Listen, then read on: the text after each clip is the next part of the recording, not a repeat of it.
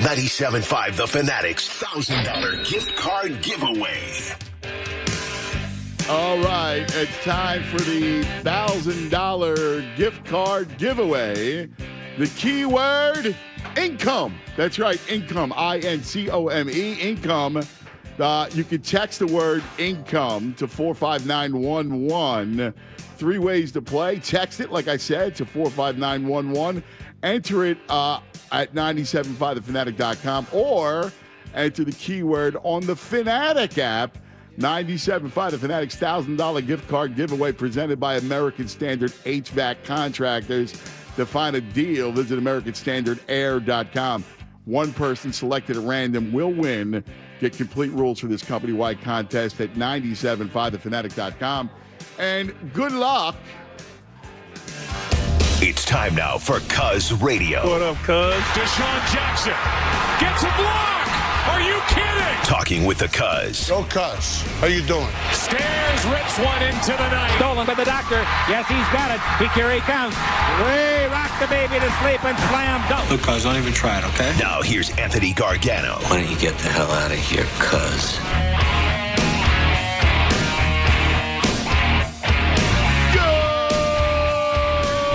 Good morning, everybody. Happy Thursday to all across the Delaware Valley. Live from one of the great spots in the city. I love this joint. McGillen's Old Ale House right here in Center City, the heart of Center City, 1310 Drury Street. This is awesome as we get ready for a Sixers roundtable, a Sixers playoff party right here live from McGillen's. We're going to have just a blast. It's all presented by Coors Light. For the love of Philly, for the love of Coors Light, made to chill. Let's go Sixers. We're going to have some fun all day today talking about 10-9-8 76ers. And, you know, listen, going into it and going into what we're looking at for this postseason, I feel good. I do. I feel good. I feel optimistic. I feel hopeful. I look at this team and I go, they're way better now than I think they were last year. All right? Going into it, they're in a better spot.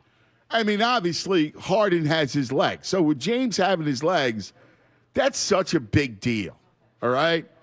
And with Harden kind of, right, it already sets up. Joe's having an MVP year. You know what you're going to have from Joe. If Harden keeps his legs, I mean, I go back to it last year and I go, if Joe doesn't break his face and if Harden has his legs, they easily could have gone to the finals last year and maybe even won it. Who knows, right? That's certainly a possibility. And so I look at the landscape this year and you go, listen, you know what's in front of you. They're going to beat Brooklyn. They're the better team. We start this thing Saturday at 1 o'clock. And, listen, they're going to beat Brooklyn. Brooklyn may get one. They might shoot the lights out from 3 one game, and that'll be that. But they're going to beat Brooklyn. And then it goes down to Boston because Boston's going to beat Atlanta. And, this is what it's going to come down to. It's going to come down to storied rivals. It's going to come down to, Sixers and Celtics, Philadelphia and Boston. And I believe they can beat them. I do. Now, I know. We've seen, they're tough in the matchup and everything else. We talked about it, and, Maxi's struggled some against Boston, but it's going to come down to Boston. And, they're not playing great. This isn't a Larry Bird, Boston Celtics team. I mean, this isn't the 80s Celtics. This isn't the Paul Pierce, KG, Ray Allen Celtics. So, the Sixers have every bit of chance to beat them. And here's the bottom line. As much as we talk about, the matchups and the guard play for Boston, they have no one that can match up against Embiid. They can't guard Embiid. That's a huge issue. That they got no one that can guard the Embiid. Nobody. You either got to go, all right, well, he's going to get his, and then we're going to play everybody else, which, by the way, isn't dangerous. I mean, he could go off, for a 50 burger like he just did. And if he does that, well, then all of a sudden there's pressure on you to keep up on the offensive end. And the Sixers do match up pretty well against Tatum. I mean, Tobias does a nice job with Tatum. I mean, obviously the guard play is a bit of a worry. But, as much as Boston has the advantage with the guard play, the Sixers have the advantage with the front court. And listen, if Al Horford's going to win the series by banging threes, then God has no compassion whatsoever if that's the case, right? I may lose faith in everything if Al Horford is the difference in the series, banging three. So, look, the Sixers have a monster advantage and a monster way to win. So we're going to attack this thing from every which way. I mean, we're going to talk about the matchups. We're going to talk about the Embiid. We're going to talk about Harden and how good he looks. We'll talk about Tyrese, Tobias, what we expect from the bench and everybody else. We'll talk about Doc, and I know we have fears when it comes to Doc in the postseason. Well, let's see. Let's talk about it. We'll analyze it. Good morning, Chunas. Dude, what's up? It's playoff time, man. I know, dude. And today's a perfect day for it. You walk outside, and it's warm in the morning, and you go, it feels like oh, my God, playoffs. it's playoff weather. Yeah. Right? Like, it's second-round playoff weather right now in April, but it feels so good, and I'm ready to go for Saturday, man. Dude, it does feel like playoff weather. It does, and it's just, I think the city's going to get back on soon. It's great being here in McGillen's and seeing all the Phillies banners and the Sixers flags and everything. Wow, this is a great. It's an awesome place. This bar is just a treasure. It's a Philadelphia treasure. And I just think as we get closer and closer, Saturday they're going to rout, right? It's going to be a big win Saturday for the Sixers. And when that happens, I think people are going to jump back on board because that's the one thing that we've been missing. The Sixers have been good all season long. They have been. Right? They won over 50 games. They've won the most games since the Allen Iverson era, right? They've had a very good season. Joel Embiid is going to win the MVP. James Harden should have been an all-star this year and is playing one of his best seasons as a professional basketball player. Tim Legler said that a few weeks ago to us. This team has been good. The only thing that's been missing has really been the excitement from the fans, and I think it comes back Saturday. Because if you get a series with Boston, come on. You know what, though? And I agree with you, but here's the thing. They at the games, and I've been to quite a few, the crowd is there. That's true. I mean, the crowd is loud. The crowd's into it. No, it is. I just think it's like, look, you had your buddy Ace text you in the middle of the show yesterday, right? The fact that they're going to be playing the Celtics in the second round is like getting on a plane if you're afraid of flying. Right? That was the line he gave. Yeah, which was a great line. It was a great line, but he's bringing me down. I feel bad that people feel that way, right? And so that's kind of been the sentiment by a lot of people all season long. But here's the thing: the people that said, "Hey, just wake me up when the playoffs start." Well, it's starting. We're waking you up. We're waking you up. And we're going to wake you up all day Damn today. right we are. Play this song! Play it! Play the freaking song! Wake up. That's all. That's what I'm trying to make him do. Damn right. Let him play. Shut up.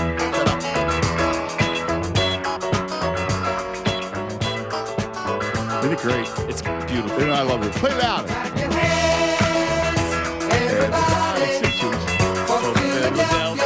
Anything else? 76ers.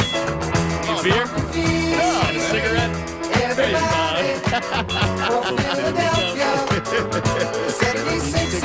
Wow, I love it. This is awesome. Tune in. On the run. dude. I know. You know what's funny? I'm just looking at this. I got the schedule in front of me, right? For this season. And remember, how good did they start to play right in the middle of December? And you know what that was? Embiid going, all right, I got this. Right. Because you guys, Maxey was banged up. Right. Harden was banged up. And Embiid goes, you know what? Jump on. So they started off 12-12, Judas. Yep. 12-12 and finished 54-28. Crazy. All right? That is insane. So they went 42-16. 42-16. Good. All right? That was a good season. That's an MVP Embiid season. 42-16. Yeah, and you did it. And look at how good Harden's looked in that stretch, right? Yeah. Maxey struggled at times, but he is woken back up, except against Boston, which we understand. But I hear you. I mean, we'll discuss it. Right? We're just trying to wake you up right now, and we want you to be excited. I've been saying it for months now that, like, I know it's going to come down to the playoffs, and I'm not going to go crazy, and understand. I understand where your head's at during the regular season, but now it's the playoff time, and now. Even if, it's like I tell my buddy Ace, even if you feel down, you got to rally and you got to suspend whatever disbelief that you have. It's the playoffs. Go into it. I can't promise you that they're going to get out of the second round, but I think they have a really good chance to do so. And if they don't, we'll deal with it.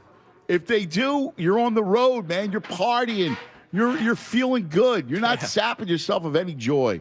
And that's the mission today to get you started. Cuz ready with the tune. A special Sixers roundtable we got for you. We're going to be talking to Tyrone and Devon and Bob Cooney. We got you covered every which way. And in the 1 o'clock hour, we'll be joined by PJ Tucker at some point. Right. Who was signed for the playoffs, man. This is the Tucker season. Exactly. This is PJ playoffs. This is what it's about, man. Damn right. All right. So we'll get you started. 610-632-0975. 610-632-0975 is how you reach us. Cubs Radio. Tunis live from a Philadelphia treasure, McGillen's Old Ale House. That's right. McGillen. Tunis, this place is the best. Yeah. I'm sticking around a little bit today. Yeah, dude, I love it. I have a lot of good memories here. I know. I figured you are. You got Christy coming? Yep. Nice. A good time. Yeah. I had a limp here 3 blocks. Yeah, I'm sorry. Hey, I'm finally treating myself and my lawn this season. Yeah, believe it or not. I'm walking here, and I used to live like 5 blocks from here. And I go, yeah, I got a lawn. Every day I go home, I go, yeah, I'm responsible for this, right? I got to get this fixed, cut, and manicured. And I look at it, and I just go inside and go, I don't know what to do. So they told me, get a Gravely zero-turn mower.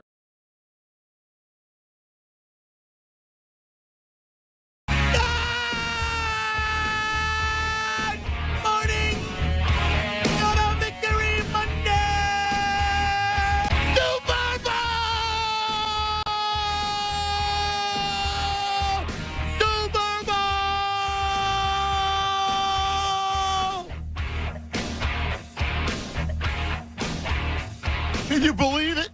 5 years ago. Thank you.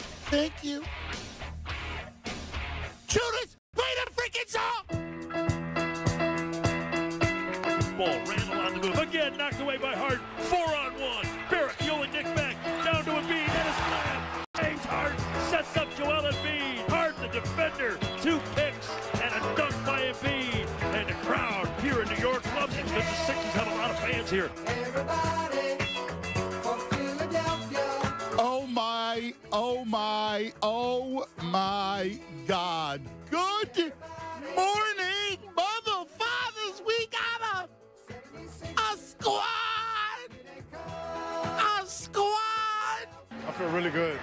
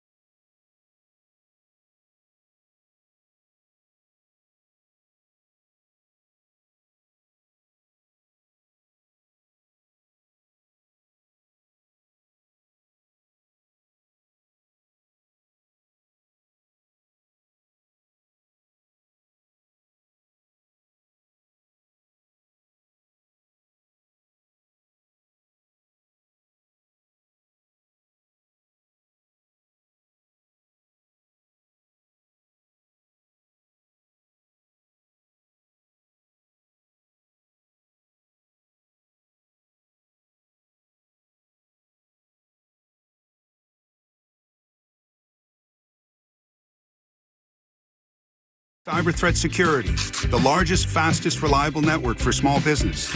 And say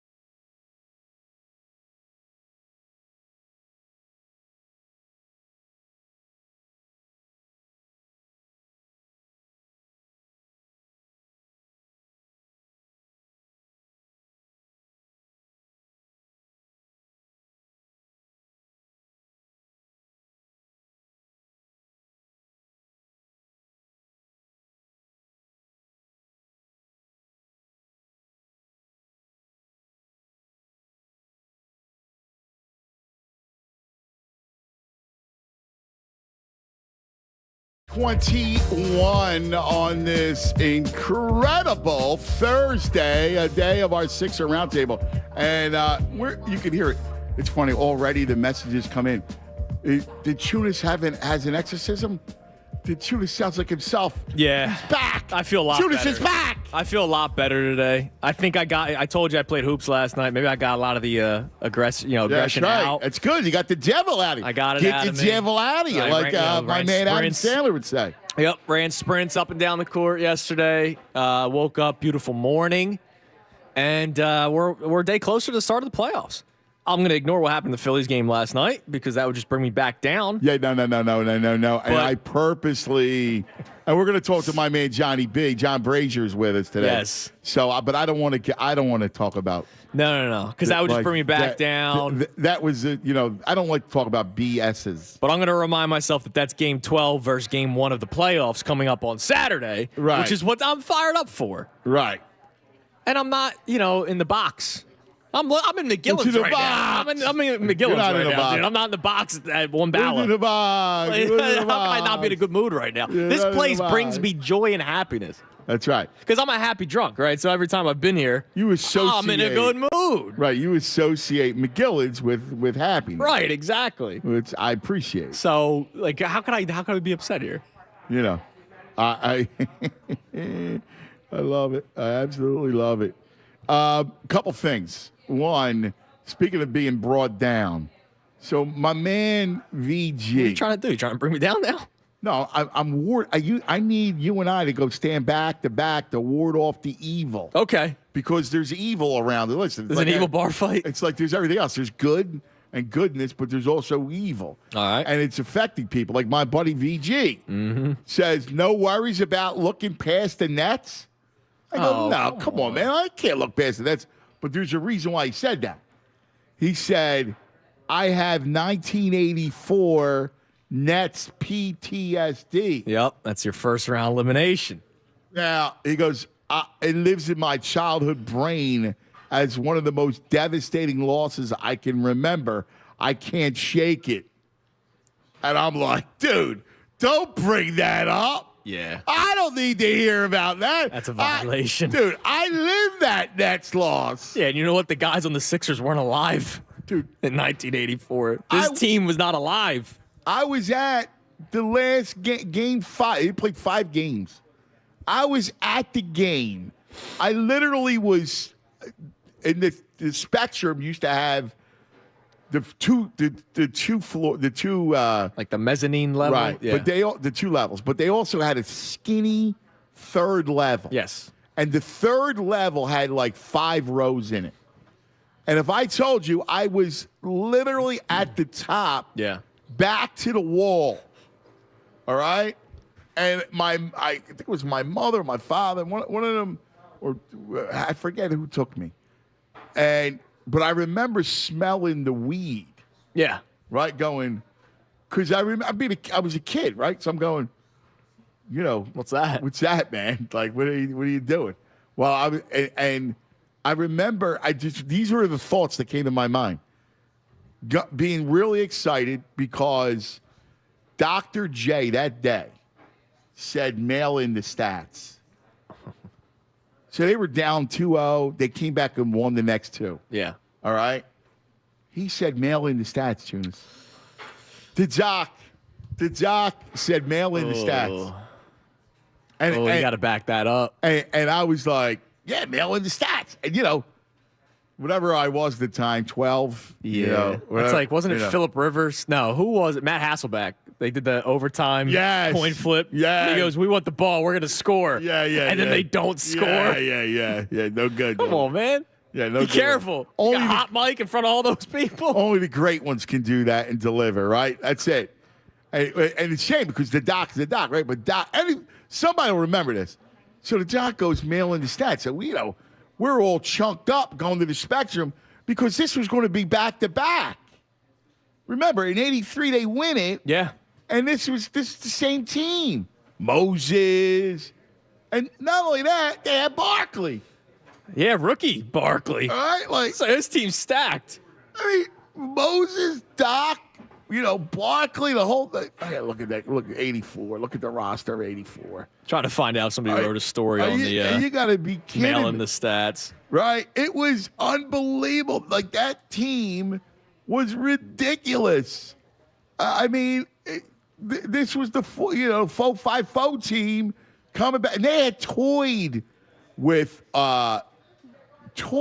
them. I'm telling you. Well, with the Nets earlier in the season? The whole season. They just toyed with them. I mean, you got to be kidding me. Michael Ray Richardson. Yes. How about that Albert King? Albert King. I hated the Albert greatest King. name, Otis Birdsong. Yes. Oh, I hated Albert King. Otis Birdsong. Are you kidding me? You got the Dawkins Jaminski, former Sixers. Oh, G-Man. Oh, blah. Vomit emoji. Blah. Vomit. Blah. Jaminski. Oh, the G-Man. The G-Man, I remember, he was like Poison of the 90s. Like, he was the post. Nice man, the G-Man, but, he was symbolic of just the downslide. Oh, dude, he was a statsman. He averaged 15 and 9 with the Sixers. Dude, if I told you. He's a statsman. He never went. You talk about. He should have been playing today because he was that guy who would shoot from the foul line. Like he was a perimeter big. Yeah. Ugh, he should not shoot threes. Yeah, well, 12%. Well, but back then, it was archaic. The game was archaic back then. But VG Violations Greg hit me with the Nets poison. Listen. If they don't if they lose to the Nets, I seriously would never watch a Sixers game again in my life. I could be done. Yeah. Like pushed aside. Yeah. No, that's not going to happen. They're not going to lose. By the way, they're the Nets. Brooklyn Nets now, so totally different. Yeah. Yeah, you're safe. You know what? It's Brooklyn now. That's genius. Let that go, VG. You know what? That's genius. Thank you. That is genius. Yeah. It is. It's a totally different squad. Guys. They're not losing. Somebody, there's no way. No, they're not losing the Nets. Listen, that Nets team, we want to talk about a Bagster squad. I mean, they're a Bagster squad, and I love Bridges. Right. We know we love Bridges. But, they've been a mess. I mean, they started off with Kyrie, Harden, and Durant. Think about that for a second. First of all, they're a like weird 18 team. months ago. Right. Right? Like, you have 3 top 75 players. Right. The funny thing about the Nets is they really shouldn't exist. They really shouldn't exist. Because when they originally started on Long Island. Yeah. In the ABA. Then they go to New Jersey, right? And then they go to Brooklyn. But none of the places adopted them. Right. Probably the strongest fan base was on Long Island with the Islanders. Remember 2 years ago, the Nets did the promo code Harden, buy one, get one half off for playoff tickets. They needed people in the stands so bad that they did buy game 1, right, and you'll get half off for game 2. Right. That's how desperate they were to get people to come. Yes. And that was with James Harden, Kevin Durant, and Kyrie Irving. I know. I mean, that was because remember, Brooklyn becomes, hipster heaven. Right. Where Yeah, it's where JJ Redick resides. like all those King hipster. all those kids, all those people that went to Brooklyn aren't from Brooklyn. They're not right, exactly. Right? So they're from somewhere else. Yes. They're all transient people. So if you're anywhere near New York, you're a Knicks fan. You're a Knicks fan, yep. Right? But if you're from anywhere else, you're from Milwaukee or whatever, so you're from anywhere else, you're not a fan. Right. And as much as you go, I'll go to the Barclays Center and go watch a game, you're not Have a good really. time. Yeah, exactly. Again, fandom is something that's learned at a young age. Like, that there's going to be Sixers fans traveling to Brooklyn for games 3 and 4. The best thing they could do is play the Sixers because they'll have a chance to sell out. Right, actually. Because the Sixer fans. That's the truth of the matter. Yeah, they're not losing this series. Get over it, VG. Yeah, that I can't VG, our man Vince, get over it. Well, Vince said that they're going to win. He just said they make it. It's going to be a test. They could get scared. I don't. I see Feet up. one game. Yeah, foot up. You definitely need to do that. Dude. Boot up. To boot up. Motherfather, dude. Oh, let's get it started on the phone line, shall we? 610-632-0975. 610-632-0975. Wow, Uncle Frank with great back-in-the-day knowledge says Otis Birdsong was famous for saying there are 3 constants in life: death, taxes, and my jump shot. That's a good line. It's a great line. That's right. That's a great line. I'm surprised he didn't become a singer. Yeah. Otis Birdsong? Like, come on, dude. Yes. And a great point by Dawood. Because is Bernard King walking out with Mikal Bridges? Right. I don't think so. Right. Amen, brother. It's Mikal Bridges. That's it. Stop, VG. With It's this not nonsense. even the previous Nets before KD Kyrie when it was Dinwiddie, LeVert, Jared Allen. That was at least a decent team. Yeah. Like, Dude, come on. We have this moment real quick, and then we're going to go to the lines. 610-632-0975. How much would you love if Ben Simmons was playing in this series? I would absolutely love it. I almost feel angry that he's not and robbed of that. Yes. Yeah, he should be out there. How great would it be if he was playing? He's not even going to have his butt on the bench. Of course not. No, I wish he was playing. That sucks. Big time.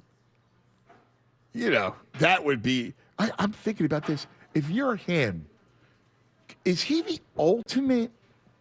I mean, I'm trying to be, somewhat respectful and not be completely mean, but... Let it out. But, dude, is he the biggest... Whatever word you want to use, yeah. Coward yes. in the history of sport? Yes. Ever? Yes. I believe so. With these goofy shoulder back. Yeah. These are spasms. Listen, I'm going to say, to Joe Marone. Right. Who's the His office around here? Well, that's what I mean. He's right over here down the street. I got my boys at Roddins. I'm going to go to Roddins and Roddin Law. We'll hook you up, Ben. It's amazing. It's him. You got in an accident. I saw a great tweet yesterday, and forgive me, I saw it yesterday. I don't remember who it was. But they said that Ben Simmons and Zion Williamson are going to ruin guaranteed contracts for NBA players. I would. Did you see what Zion said? Yeah. He's ready to play. He's able to play, but he doesn't feel like Zion. Yeah. Yeah. And so they lose yesterday. They probably could have used Zion. I swear to God, I don't feel like when I saw that quote, he immediately went to the hate list. Yes, definitely. Now, I've hated him since the beginning because ESPN tried making him the next LeBron. Yes. And he wasn't even fully healthy at Duke. I don't feel like Zion. Really? Yeah. Oh, my God. Come on, bro. Oh, my God. Come on, bro. Dude, he's horrible. Loosen up a little bit. Zion. He's horrible. What, you a Greek god all of a sudden? Come on now. He's a stiff. Because he won't play. He's a thief. Anthony, you're on 97.5 The Fanatic. Ant. Hey, Ant, how you doing, brother? You on Tunis? Happy Sixer Day. Happy Sixers Day. I was just calling you. Hadn't got back with you. Me and Dad had a nice time at that Charlotte trip. I'm the one that told you we went to Charlotte. Yeah, how was it, man? Beautiful, man. It was 80% Sixer fans, 20% Charlotte fans. We just took over the stadium. Ah, that's fabulous, man. How'd your father? You love it, your father? Yeah. We waiting to go to Chez Ravine in a couple weeks. Nice. Phillies, Dodgers, Chavez Ravine. But back to the Sixers, I wanted to remind you on that team. What about that Buck Williams and Chocolate Thunder Darryl Dawkins on that team? Oh, yes. Well, we traded. I love Dawkins. I was a big Dawkins fan. I know. And they traded him. You said, when y'all called out all Bird Song and all those, and I said, I got to call him to remind him about Chocolate Thunder was on that team playing center. Yeah. The man. Do you remember? Because I think we're around the same age. You remember when he broke the backboard? Yeah. Dawkins? Yeah. And against, I think it was Indiana or whatever. Yes. He had Channel 48. Remember those days? It was unbelievable. And the glass was all over the ground, all the court. All over the ground. And you get the guy, I forgot who's under the bat. They ducked their head. The glass was going all over them. Yeah. Oh, man. And you remember, and then the next day, he had like he wrote like a rhyme. I know. He wrote that long rhyme, and then he came out the poster with the rim in his hand and his Astro-like suit. Yes. Oh my God. Remember the old Poly Brothers Sporting Goods? Yes. Oh my God, that's fabulous. Yeah, I was saying this the other day. We were Al Rainbow's people. That's awesome. I'm just ready for this run, and I want to. You and Tunis, you do a hell of a job, and I just wanted to let you know that since I hadn't got back with you after a couple of weeks when we got back from Charlotte, to let you know that everything's ready and we're ready to go. So let's go Sixers! Go Sixers! Play the song! I love it. Look at this. It's a good start. Damn right, it's a good start. I look at the Nets roster, right? To VG's point. Mikal Bridges is great. We say that a million times that he should be on the Sixers, and it's Brett Brown should be arrested. But Spencer Dinwiddie, come on now. Cam Johnson, Nick Claxton, Royce O'Neal. Yeah. Royce O'Neal was great with the Jazz as it wasn't great. Smaller Draymond Green. Yeah, he was never great. Yeah, he was never great. He didn't have to do anything except board and set screens. Yeah. Joe Harris, I know Joe Harris can light it up. He lights it up the way, if you think about it, he's a slightly better three-point shooter than Furkan. I'll go a little bit more respect for Joe Harris. Sleep Joe Harris. Because I wanted him in the trade with Harden. I hate Joe Harris. But remember, he was hurt. Shut up, Joe Harris. This is what, this is genius. This is what Dawkins, after he broke the backboard, right? Yeah. Shattered the black. He writes this. The chocolate thunder flying, glass flying, Robinson crying. That was the center that he dunked on. Babies crying, glass still flying, cats crying, rump roasting, bun toasting, thank you, wham, bam, I am jam. Tell me that's not genius. Get that. That should be a T-shirt somewhere. That should be a tattoo, dude. Are you kidding me? It's a full sleeve. It is. The chocolate thunder flying, glass flying, Robinson crying, babies crying, glass still flying, cats crying, rump roasting, bun toasting, thank you, wham, bam, I am jam. Dude, that's awesome. And B's probably listening right now. He's like, I got to come up with my own poem. He would be great at it. He would be great. Lee, you're on 97.5 The Fanatic. Hey, Lil, what's happening, Lee? Good morning. Oh, man, is this the cuz? What's up, buddy? Oh, man, I've never called into your show before. I think it's because I like it too much. I never really want to interrupt. You guys got so much going on, but I just had to call in on Sixers Day. What's up to the cuz and shoot it? My man. So how you feeling? Let me start there with you. You feel good, buddy? You know, I feel fantastic. I actually think that this is the year that the Sixers completely change the narrative with the Celtics. And here's what's going to happen. They're going to rout the Nets in 4. I think it's going to be a sweep. I think they're going to completely rout them 2 games. Then they're going to have 2 close games, but they're just a better team by a mile. So they sweep that series. And then they get to Boston. And I'm telling you right now, they're going to beat Boston in 6. And here's why.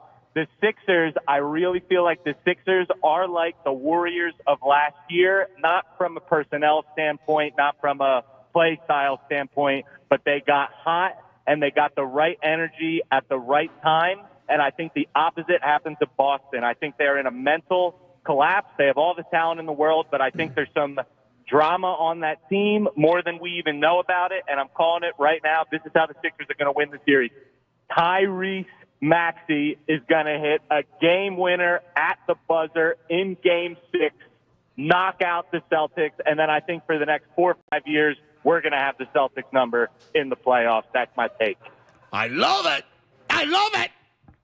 Lee, that's what I'm talking about. Now that's calling in and feeling it. Dude, you guys put up I love it, dude. For Tyrese last week against the Celtics, and it was brutal. And I really think that this series is where he's going to find his mojo against them, and then for the rest of his tenure with the Sixers, he's going to start going lights out. Dude, that's exactly what I want to have. I totally feel you, man. That's my want. That is my want. Lee, great stuff, brother. We appreciate it. Hit me that, Mike. Vito, hit me that.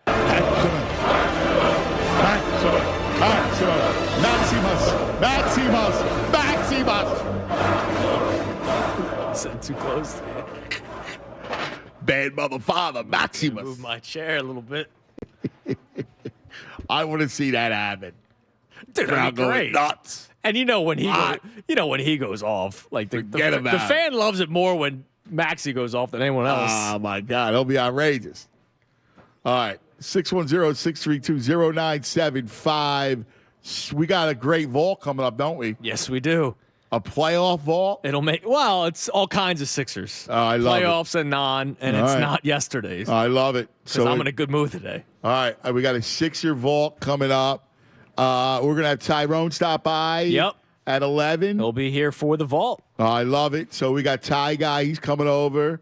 My boy John Brazier is here. He's going to give us a little what's happening, fightings, and what's new at the ballpark and all that. A lot new at the ballpark. Yeah, a lot of fun. So we got that going on, and all day special guests will be popping in and out. But let's tell you about Meineke. Look, during these difficult economic times, we got to make sure that we are nurturing our vehicles, taking good care of. Well, we could start with Meineke because Meineke offers a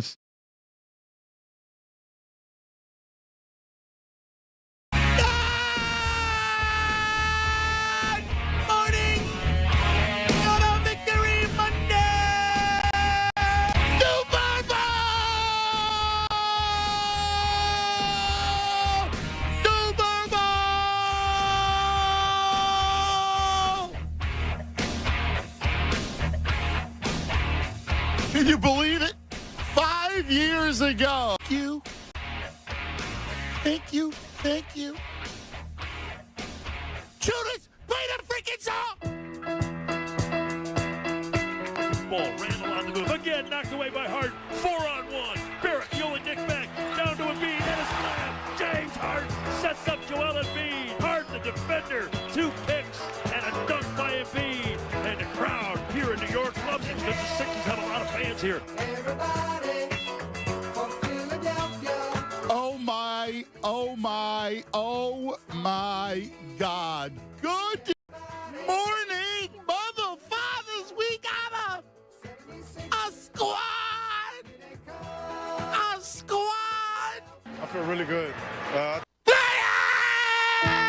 Mother father, a superstar.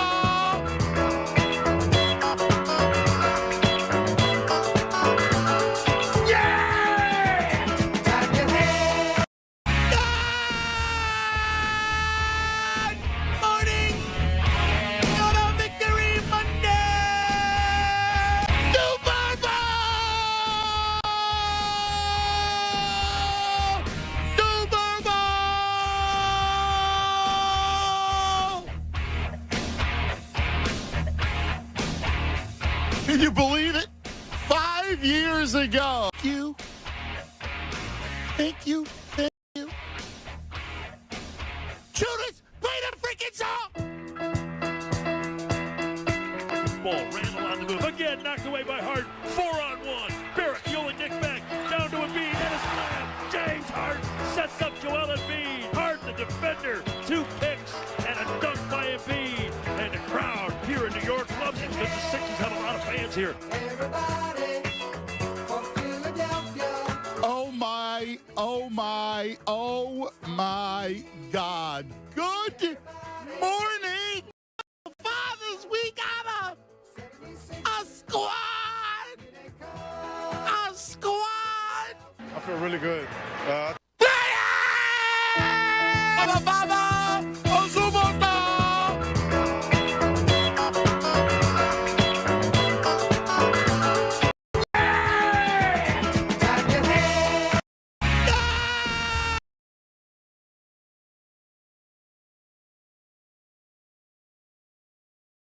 Free in our premium.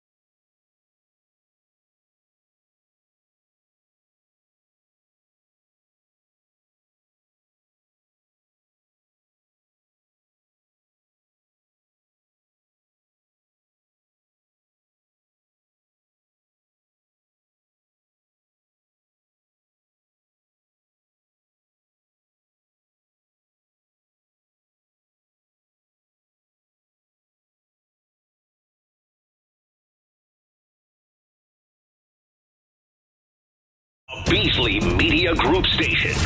Official home of the Sixers, Flyers, Union, and the best Eagles talk in Philadelphia. 97.5 The Fanatic. All right, welcome back. Live from McGillen's Old Ale House, a Philadelphia treasure. We love McGillen's, man. It's a happy place. It is a happy place. Great. It's just a great bar. It's an awesome.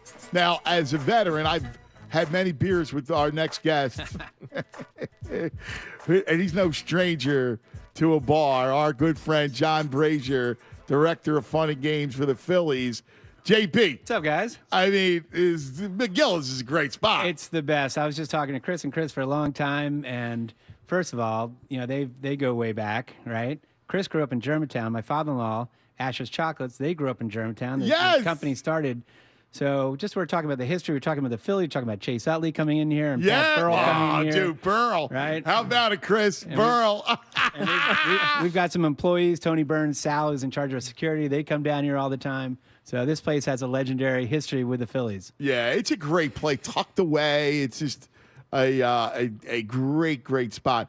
Johnny, first of all, it's funny because our Sixers roundtable, our big Sixers playoff party, and the goodwill started with the Phillies. So we're trying to get the Sixers to follow suit with the Phillies, the Eagles, the Union, and then the Sixers to make a run because the good times started then. Well, I'm optimistic obviously I grew up in Philadelphia. I'm a fan of all the sports. We just had Tom McGinnis at the Phillies game. It's pretty interesting. I introduced Tom McGinnis. Well, I did introduce Tom McGinnis to Scott Fransky. They had never met. Oh, two radio people. Are you serious? Right, and Scott was looking forward to incredible radio people. And they hadn't met yet. Now, then Tom McCarthy comes in. You have the two T-Macs, right? Fantastic. But, if you're a Sixers fan, right, at least for me, and I'm more optimistic and positive, I guess, than the rest, but you got a healthy Embiid, right? Yes. That gives you the great shot right there. Yes. A healthy Embiid. I was thinking the other day when they were starting to play the whole bench, right? When they were basically playing the Blue Coats, it was interesting to see those guys perform really well, right? Like Head and like all these, who's the dunk champion? McClung. Mac and all these Springer, other guys. You're like, well, I guess it's too late. You can't bring these into a playoff situation, obviously. No, obviously. Yeah. But it'd be interesting to see that, what the bench is going to do, who the bench is going to be, right? Who's going to help? Whether it's Melton or I honestly, Melton's a big key. Is a big key, right? Yeah, but who's going to be that? I would shorten that bad boy. To what? To how many spots? I would play 8. Okay. Maybe even 7. So who are you knocking out there? Well, what I want to do is listen. Melton's key, right? Right. Niang is about whether or not is hitting the shot, and McDaniels because McDaniels is an athlete. Yeah. And I would play Tucker at the 5 for Embiid. Are you giving Tucker any shots in the corner? Yes. Yeah. Yeah. Harden was interesting. Harden was the one who swapped Tobias and Tucker, and remember that Boston game where he hit 4 threes. Right. I would certainly do that, and I would certainly have Tucker. I would go small. Tucker, Tobias. That's how I would play the 5, the backup in B. I'm excited, and I was talking to Tom McGinnis. I guess I'm thinking of the Nets as far as they lost Durant, they lost Kyrie. Like, this should be a walkover. He said, no. They've got some talent. Now, again, he's probably just saying that. Yeah. But they should. It better be a walkover. It better be a walkover. Yeah. Exactly. I mean, listen, I love Bridges. We talk about Mikal Bridges. Right. We love him. A hometown kid, just a great ball player. But you got to win that in 5. Yep. You got to win that totally. in 5. So speaking of kids, how about Stott? Oh my! And Bohm? Oh, we were talking to Bowie yesterday. As disappointing as yesterday was, disappointing. Obviously, losing 2 or 3, especially after winning the one where it's a slugfest. There are some positives. Now, obviously some negatives, but I'm going to dwell on the positives. The positives so far in the season are Stott is a huge positive, right? When we talked about this in spring training, for this team to take the next step, you knew the guys for the most part. When Harper comes back, you knew some of the guys that Real Muto. You know what you're going to get from Real Muto. Schwarber. You know what you're going to get from Schwarber. So the big key was to me and we talked about this: Marsh, Stott, and Bohm. Right. So all of them have taken steps up. Castellanos was kind of a wild card, right? You don't know whether you're going to get the Castellanos from the Tigers and the Reds, or you get Castellanos for last year. He's seen more walks. He leads. I think he leads the National League in doubles. He looks, doubles. Right. He just looks comfortable at the plate. So that would be a big boon, right? I guess we just got to. We've just had. Starting pitching has been an issue as far as I think we are last in the National League as far as further distance going into a game. Yeah. I think we're averaging like 4.98 innings, and that's got to be better. It's it was early, a good step yesterday with Wheeler. And the bullpen's been spotty. Alvarado, man, the guy's been absolutely lights out. 11 strikeouts in a row, right? I know. Lights out, and then whatchamacallit hits Solar hits a 99 mile per hour fastball. Whatever. No, I know. I'm not worried about Alvarado. It was a gut punch. That was a total gut punch because that's a game you got to win. I know. Wheeler pitching with the bullpen that you're throwing out there, right? You're home. I know. That one got me. It got me too. That was a tough one. Yeah, I couldn't talk to my family. I was driving home and I couldn't call the family for a half an hour because I knew I would. No. You're bad. Get home and then I'm in worse trouble when I get home. Yeah. Oh yeah, John. What? I get that too. Anthony. Yeah, right. Well, what's new with the ballpark? It's so much fun at the ballpark. How was it? Let's talk about the life at Citizens Bank Park. So much fun. Well, we've had sellouts. We haven't had sellouts in a long time this early, right? Obviously, we had sellouts in the playoffs. But it's nice on a Tuesday night, which we just had, Dollar Dog Night, where we weren't even, we were expecting a great crowd, but we weren't expecting a sellout. And that's probably the first sellout of a Tuesday night in April since 2012, maybe 2011. Yeah. So it's great there. And the crowds have been awesome. It's been kind of playoff atmosphere. And just with that new board, I think that increases the energy. Yeah. Where just and it's great because for all the stat heads, it's lit. I don't know if you've paid real attention to it, but they have all the analytical stats on there. It's great for the non-stat heads with the visuals and the colors and the vibrancy and all that. And all the food. Someone was just saying, "Man, this is such a great park to walk around and all the."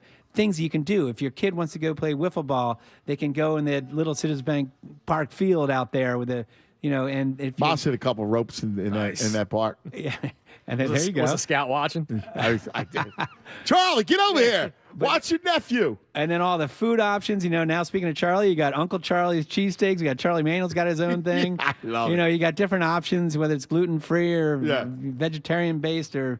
Literally, there's every option you can have, even more mango and mango out in the. So it's great. So far, it's great. Obviously, we got off to a tough start, and now we got to. It's tonight. We face that Lodolo. I know. I mean, right? Can you get a little break here and there? Let's get some. Nasty, can we get a guy who's got like an 8 ERA and take advantage of it? Yeah. So, but it'll happen. It will happen because then we have the White Sox too. Yeah. White Sox just lost Tim Anderson. Yeah, right. They're not that good. And other teams are we've had obviously injuries with Reese and everybody else.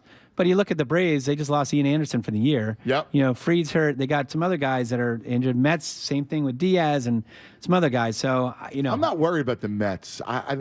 Listen, they are what they are. They're good, but I worry more about Atlanta. Right. Atlanta's pretty scary. And they just somehow Atlanta, and I know Tampa. Tampa, I was talking to some of our scouts. I said, "What is it about I said that Tampa?" to Bo yesterday, Tunis. What is it about Tampa that every time everyone discounts Tampa every year? They say, "Oh, it's the Yankees." Everyone loves the Blue Jays the last 3 or 4 years. Yep. The Blue Jays, the Orioles. Look at the Orioles did last year. They came close, right? Everyone's like, "This is the time." Tampa's not doing anything in the offseason. They didn't gain anybody. They have this pretty much. They don't hit a lot. Tampa. And next thing you know, what do they do? Now they have played inferior competition. Yes. They have, right? But at the same time, you got to beat that inferior competition. By the way, all they do is score 8 runs a game. Right. I mean, and they shut out the 3 straight games. 27 innings in a row. They didn't allow a run. And all their guys strike out, or high strikeout. They just brought some kid last night who pitched. Right. Who brought the kid up, and he looked great. Yeah, draft pick. Yeah. Now the other thing too is that they get poached, right? Their executives get poached. We poached one guy. Yep. Yeah. So they get poached, right? But there must be some. Right? There's got to be some Wizard of Oz in there that they're keeping quiet. Yeah. Right? That nobody's right. There's some guy that they're like, "Oh, we're not going to let them know about Fred over here." Yeah. But like Fred's the one that's basically making all that. Yeah, exactly. So, I don't know. But. All right, listen. bring good vibes, all right? Of course. Because we're going to go on this trip, all right? And we're going to win. We're going to go 5-2. You know, and it's realistic because obviously 4 against the Reds, you got the White Sox, right? And then you got the Rockies coming in town. So we got to take advantage of it. I agree. Now's the time. Yeah, man. It's and again, speaking of positives, hey, Matt Strahm has been twice so far in the starting rotation, doing great. What's still a Ranger? I didn't hear it. When's he coming back? I think he's 35 pitches the other day. He's progressing. So you get that, and then maybe that's when Strahm goes back to the bullpen, and then all of a sudden now you got a guy who can pitch 2 innings very effectively and a lefty. So we'll see. I love it. Yeah. My brother, you're going to be with us every Thursday. Every Thursday. Right. I'm heading tonight, and Andrew, we're going to my niece getting married in Dallas. I'm going to a honky-tonk bar tomorrow night called Billy Bob's, where they have real professional bull riding, and there's some country artists. So, yeah. So. He's going to fit right in. Yeah, I'll fit right in. You'll blend. Yeah. All right, looking forward to every Thursday. Love you, buddy. All right, love you right great back. John Brazier, Phillies, director of Phillies Fun and Games. Judas, open the vault.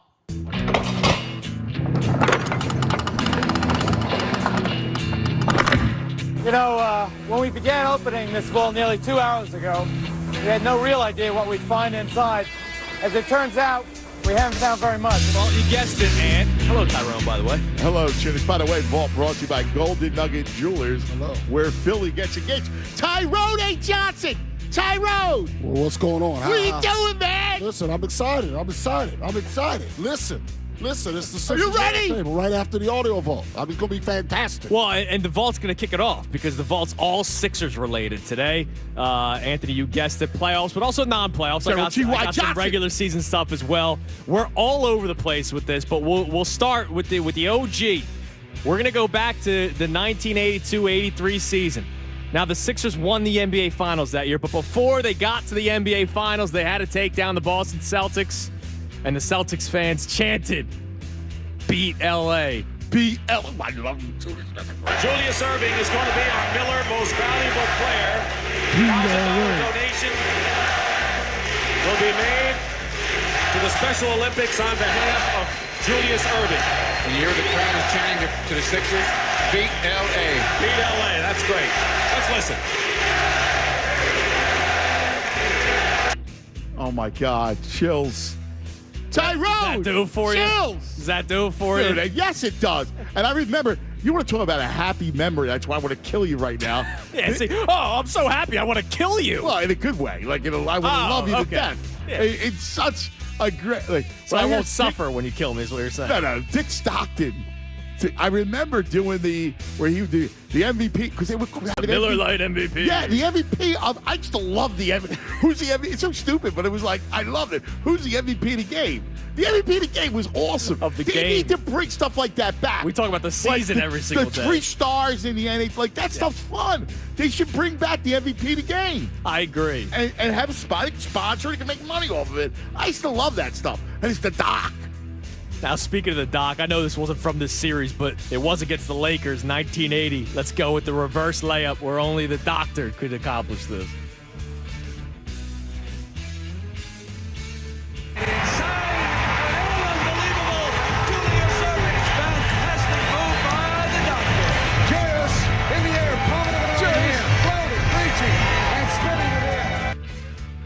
Wow, I remember that Beautiful. play, man. I remember up and under, spinning it in. Wow. Incredible. Mr. J, what do you call him now? He's Mr. J. Mr. J. I can't, see, I hear this stuff. We got to just bury the hatch. You got to bury the hatch. All right, let's play how it sounded at the end of the 82-83 championship with Mo Cheeks. So with 19 seconds, the Lakers still have a shot. Now this game is far from over. Now Kevin Loughery's been in a lot of down-to-the-wire games where amazing things can happen. Into Kareem, knocked away by Cheeks and a steal. Cheeks will use up the clock. Goes Malone, and that may do it. And look at the Sixer bench. They know it. That defense, right again, that defense comes up with a big play. Magic Johnson misses a three-pointer, and the Philadelphia 76ers, Maurice Cheeks, quiet, knows they're going to be the worst champions, folks. And Billy's done it, finally. Philly's done it finally. 40 years later, hopefully they finally do it again. Jeez. 40 years. later. Hopefully they finally do it again, Ant. Oh, my God. All right, let's move on before you get sad. Because I'm just thinking about it, man. Before I lose you to sadness. I mean, what the... Oh, my God. But we feel good about this team. So let's... No, I mean, I was, man, Anthony's age. Yeah. Got it. Yeah, well, I think I was still, that hadn't dropped yet. Wow, really? Yeah, I mean, it was like probably pre that. Man. Yeah. Yeah, the Sixers won. Yeah, how'd you sound in your room? I don't know. Who knows? I mean, all I know is I had the big hair. Like, I still need a haircut, right? That's so I had great. the big hair. Yeah. All right, 0-1, we'll move forward. How about, obviously, Iverson, the highlight that everyone talks about. We'll play it, the step over. We're going to play it. But this is one of my more memorable Iverson moments, was the last-second steal against the Magic, and then the layup to win it. 3.9 to go. The steal by Iverson, posting in! He won it! He won the game! He won the game!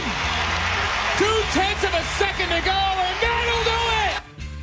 Wow. That was great. Yeah, that was a great call by Zumov. Yes. Mix was hating a little bit. Yeah? Steve Mix was hating a little bit that day. The mayor? Yeah, but he was hating a little bit. He was hating because, the steals, he broke it. AI ended up passing him in steals. There was I don't remember that. Yeah, there were some people that embraced that, like Westbrook did, for example. Yes. And over the years, AI was a freaking man. Yeah, some people don't embrace. But Zumov with an all-time Hall of Fame call. That was a great call. That was Great a great answer, call. Dude, the answer. By the way, speaking of Zumov, he had JJ on his podcast. Yes. JJ said he wanted to come back to the Sixers. Yeah. So why didn't he? Yeah, why didn't you, dude? Why'd you? He was the first. Wasn't he the first player that signed that free agency? Yeah. To New Orleans. Yeah, he was Out fraud. quick, New Orleans, Yeah. and then was complaining that New Orleans didn't trade him to a team on the East Coast Yeah, exactly. during the trade To be deadline. closer to his family. That's why he moved down to New Orleans. Yeah, How about a little some more hair gel next time there? Eddie voted Giannis MVP. Yeah, he's a rat. I've been telling everybody this for years. I'm glad people are finally realizing the truth.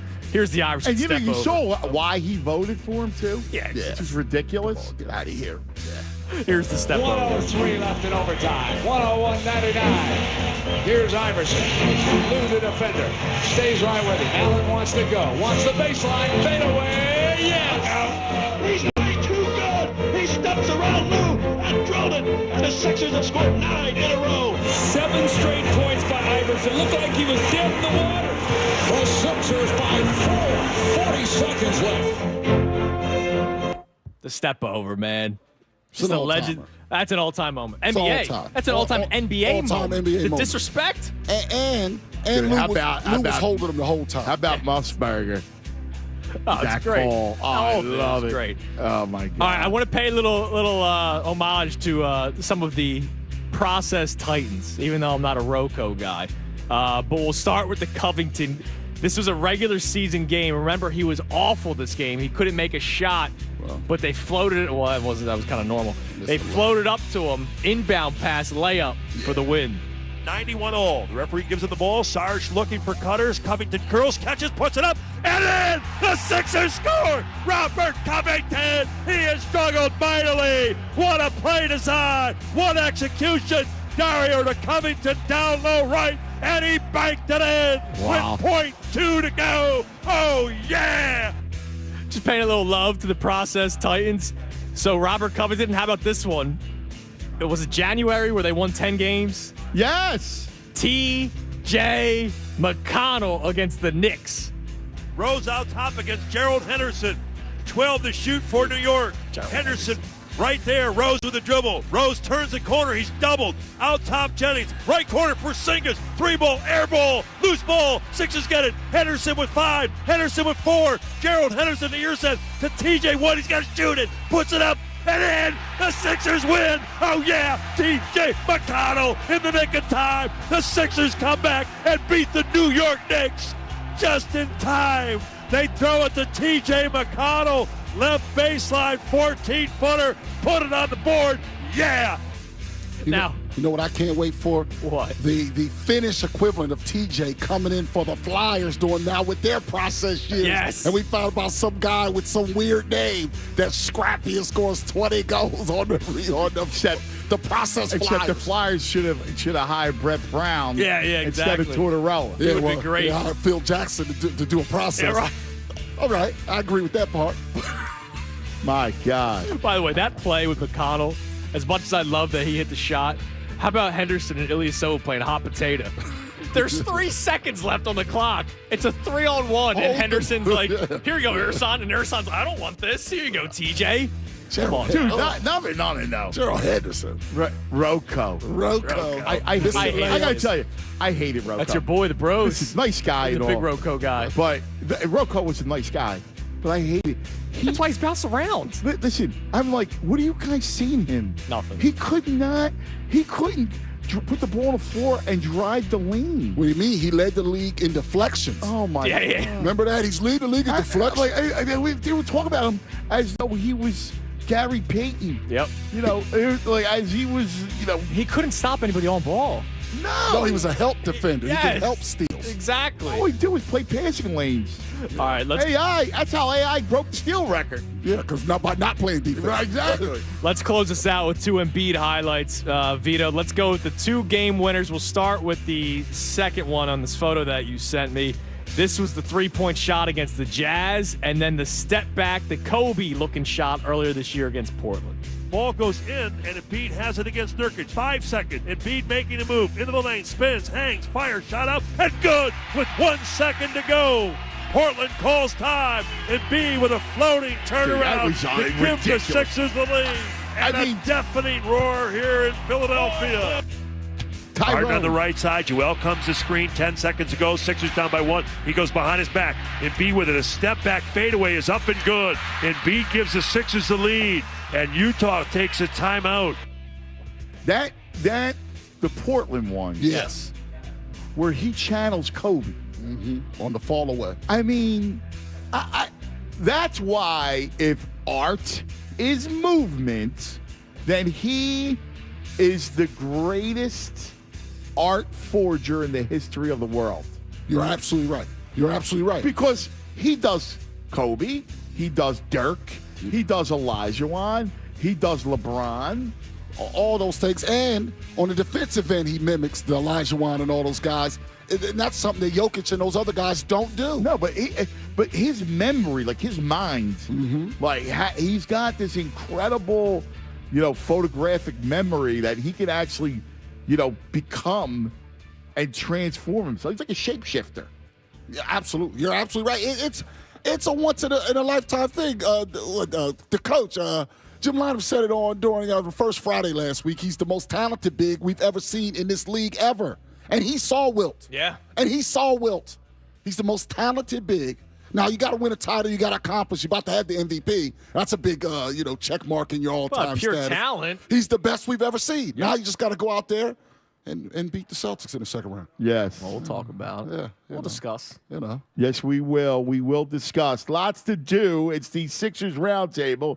General T.Y. Johnson hanging out on a beautiful, by the way. Great weather. What a day it is. Playoff weather, man. City of Philadelphia. What a gorgeous day and a great time to talk playoffs.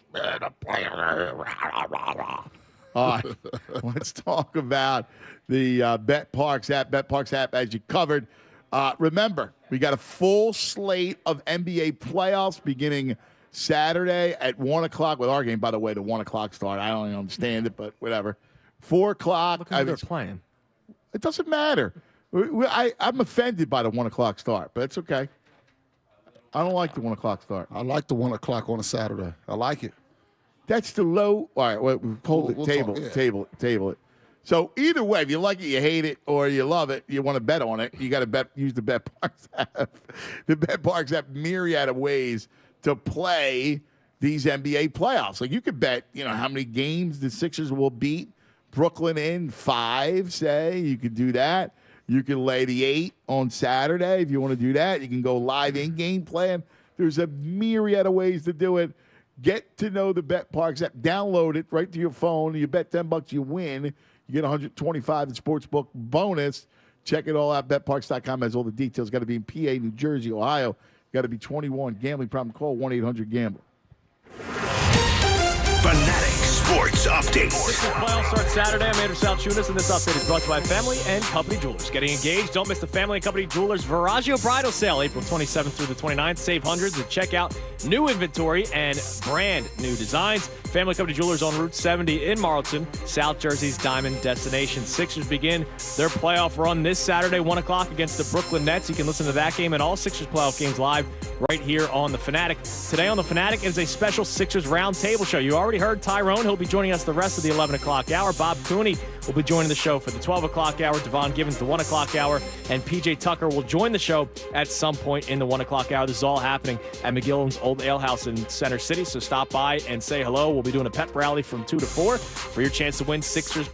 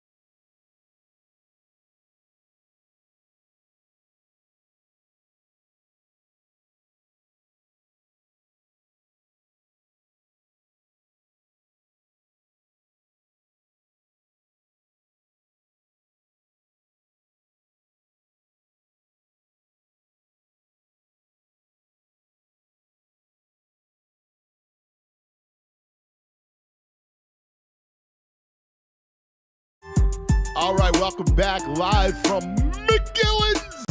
That's right. McGillin's Old Ale House. We love it, a Philadelphia treasure.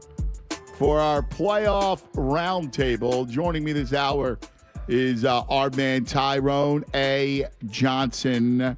Tyrone, let's start off. One, yeah. You like the why do you like the 1 o'clock? You like these 1 o'clock games? What's the matter? Why? I like having the time to digest afterwards or celebrate after. You see, I can't stay up as late as I used to. I don't have the ability to do the after parties like I used to. So you finish 1 o'clock, like if they first round, though. I mean, right. Not celebrating. Well, it's not celebrating. It's also a digestion process. I like to digest. Okay, it's kind of like you don't want to eat lasagna 11 p.m. It's too late. Lasagna that That's type when of his night. dinner is. You can't eat lasagna 11 o'clock. It's no good for you. You get dinner. the heartburn. Appetizers at 10 o'clock for him. Nah, that's too early. That's too late for the heavy food. Well, you don't eat heavy. That's what I said, lasagna. I didn't say don't eat at 11, but you can't eat a lasagna. Well, to me, NBA basketball late's like lasagna. It's too late. I got to digest. I'm going to have to go to bed with sports heartburn. It's 1 o'clock. I won't be able to sleep. No. 1 o'clock's great. I love it. I know, but plenty of time to digest. Yeah, but Same with my my point to football. you is you have, again, you're never going to be the late game because the West Coast is going to be the late game. But my point to you is that like if you're going to be on Sunday, like at least give me Sunday. Give me the respect of Sunday. Wait, you want to go Sunday 1 o'clock? Oh, Sunday 1 o'clock. I could have done Sunday 1 o'clock. My point is Saturday. With love. Saturday at 1 o'clock is a disrespectful slot. It's disrespectful of the Nets. Disrespectful of us. We have the MVP. Well, that is true. It's disrespectful. The most hated MVP. And I did think that once, because I know there was some juice around the country for some reason for a Celtics Heat situation. Once the Heat lost, I thought that might shift it around. It didn't. But the ultimate disrespect is we don't have any NBA TVs. Somebody's stuck on the NBA TV. We're still on the TNT. That's good. On the national. Yeah. That's more disrespectful to be the NBA TV. I'm just saying That's where you're going to see if the Wolves get in, they're on NBA TV. I know, but I'm just saying, like a Sunday. Give me a Sunday, 5:30. Like that's like the a Sunday. Bucks. I'll do 5:30. I'm good with that. I'm good with that. Sunday 5:30, or what about, God forbid, I get, give me an ABC 3 o'clock game. 3 o'clock's nice. Love 3 o'clock. Love ABC 3 o'clock. Yeah, man, you want 8. Dude, you want 8:30. You want 8:30. That's too late. I lean more Tyrone here, 1 No, o'clock. first of all, do I want that? Without doubt. I'm talking respect. My only point to you is, so look at Saturday's schedule. Yeah. Here's Saturday's schedule. We start off 1 o'clock. Yeah. All right. Then Hawks Celtics is at 3:30. Yeah, because the Hawks got less juice than the Heat. So. No, there's a Celtic love out there. Well, there is. And then Knicks Cavs at 6. Now that's your New York. I hear you, but that's New York, and that's the only competitive series in the first round in the East. Okay. That one could go 7. Who cares? Sixers are going to go 7 with I know, these but Nets. I want the respect. To me, we've had no respect. And what's the last game? Well, the last game is the West Coast game. All right. So you do the schedule. That's Golden State. you know what? So The you lack would have of put the respect. Sixers. You would have put the Sixers if they had to be on Saturday, which they were going to be because of the lack of play-in situation. 3:30. You would have put them at 3:30, so they would have swapped the Celtics. Yeah. I can live with that. Yeah. I can live with that. I'm just talking about respect. All right, enough of that Do nonsense. you not like the lack of respect? I kind of like it right now. Because I don't. Laying in the weeds. Yeah, I don't feel that. I get angry. I get angry. I listen. And you're probably right, but I get angry with that stuff. All right, so let's take a look at this. We all agree. The three of us agree that there's no issue with Brooklyn. No. So let's start. Let's look at Boston for a second. Yes. All right, Tyrone. Here, I read the stats of Maxey. I have them in my book. They're not good. No. Maxey against Boston is 7 games, the last 2 years. Yeah. He's been out of double digits twice. Yeah. And once Marcus Smart didn't play. Right, and including the most recent matchup where Embiid goes crazy, he gets a ton of clean looks and still misses them. So, to me, in that series, the most important person against Boston is Maxey because Maxey needs to score. Maxey needs to take the scoring pressure off of everybody else. I completely agree. This is a scenario that I'm uncomfortable with. That's possible. I'm not hoping for this. There's a scenario in which over a 7-game series, Joel Embiid averages 35 points. Harden averages 20 and 10, and they possibly lose if Maxey doesn't give you more. The way it's set up with the Celtics that gives Maxey so much trouble is we saw coming off the bench how he's not yet ready to anchor the bench unit. He still is a beneficiary more than a creator for others. So he still benefits from the space that Harden and Embiid create. In the case of the Celtics, guys like Brogdon and White, they're able to do more creation on their own than Maxey at this point in his career. I'm not ripping him. Love the kid. It's just it has shown he's not quite ready for that step up until this point. Now, maybe it changes in the playoffs. Maybe he grows before our eyes. In a Celtics series, if they're going to continue to single Embiid, and he's going to get you 35 on average. Can't expect to get 50 every night. I'm saying he's getting you 35 on average. Well, it depends how they play you. Yeah. If they play you straight up and go, because they have no one who can guard him. Right. Then he's got to take his 50 every time. Yeah. But you saw you get my point. They needed every one of those 50 without Jaylen Brown playing. I know. So with that, if it's now so important for Maxey, and I do think Harden's going to do his thing. The other part is he doesn't have a place to hide on defense because even Smart is so physical that when he sees him, he tries to bulldoze him into the paint. Like I don't love Marcus Smart as a player, but it's a tough matchup for Maxey specifically. He's a bastard. That's what I mean. And Marcus strong. Smart, yeah, man, he's a bastard. So the question is, can he grow up a lot in that Nets series? And this is why I hope it's a situation where Maxey's getting you 30 in a couple of these games.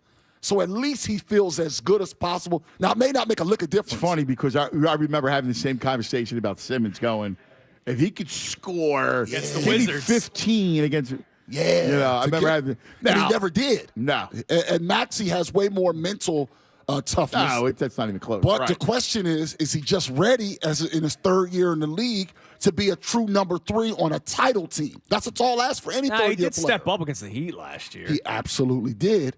But that was also with a hindered Embiid. Yeah. You know, because got elbowed in the face and then the Toronto broken face, two injured hands. Double hand surgery. With this Embiid, also they need to have a little luck. Maybe the luck comes in the form of Maxey. And in that what? He just goes off type of thing? I think it's that he's gotten enough clean looks to me in those Celtics series. And he's missed clean looks. Yeah. Some of this is maybe a couple prayers go in late in the shot clock, something like that, and maybe that gets him going. It seems like against the Celtics, he gets very frustrated compared to everybody else in the league. In fact, the Sixers they beat everybody they played at least once on the schedule all year. But Maxey never had a good game against the Celtics. He seemed to have a good game at least once against everybody else. I think he helped you in a Bucks series. They do some things. Middleton can't cover him on a switch. No, for example. And Drew, who's the best defensive player that they have, is going to be on hard. Has to be. So at that point, he's got to go beat stinking Duke groin kicker. Right. I don't like saying his name because I hate him. I hate him. I'm with him. Stuff like that. It's just such a tough matchup for him in the second round. He's a hate to face, Grayson Allen. Yeah, he is. Remember we went off for like 18? Yeah. The last time they played, or Sixers, 2 times ago. The Sixers won. Sixers came back and scored 40 points in that fourth quarter. That's the tough part. And I am excited about this playoff run. But my number one fear, unfortunately, lies in the hands of a guy in his young 20s who may not be quite ready yet for this moment. So let me throw this at you, too. Are we making the Celtics, and I could be guilty of this, because, I hate them as much as I hate the Cowboys. I do. I always have. Yeah. I hate the color. I hate them. The leprechaun. I do. I hate that little thing. We had the caller a couple weeks ago that said he's a 3-for-4 fan. The leprechaun is what made him a Celtics fan. Oh, my God. Not a player. A grown man? Yeah. Yes. This was an adult? Well, he was a child at the time. Well, I'm saying, you know, when you become an adult, you learn better. You learn. No lie. He liked the leprechaun, which is the worst.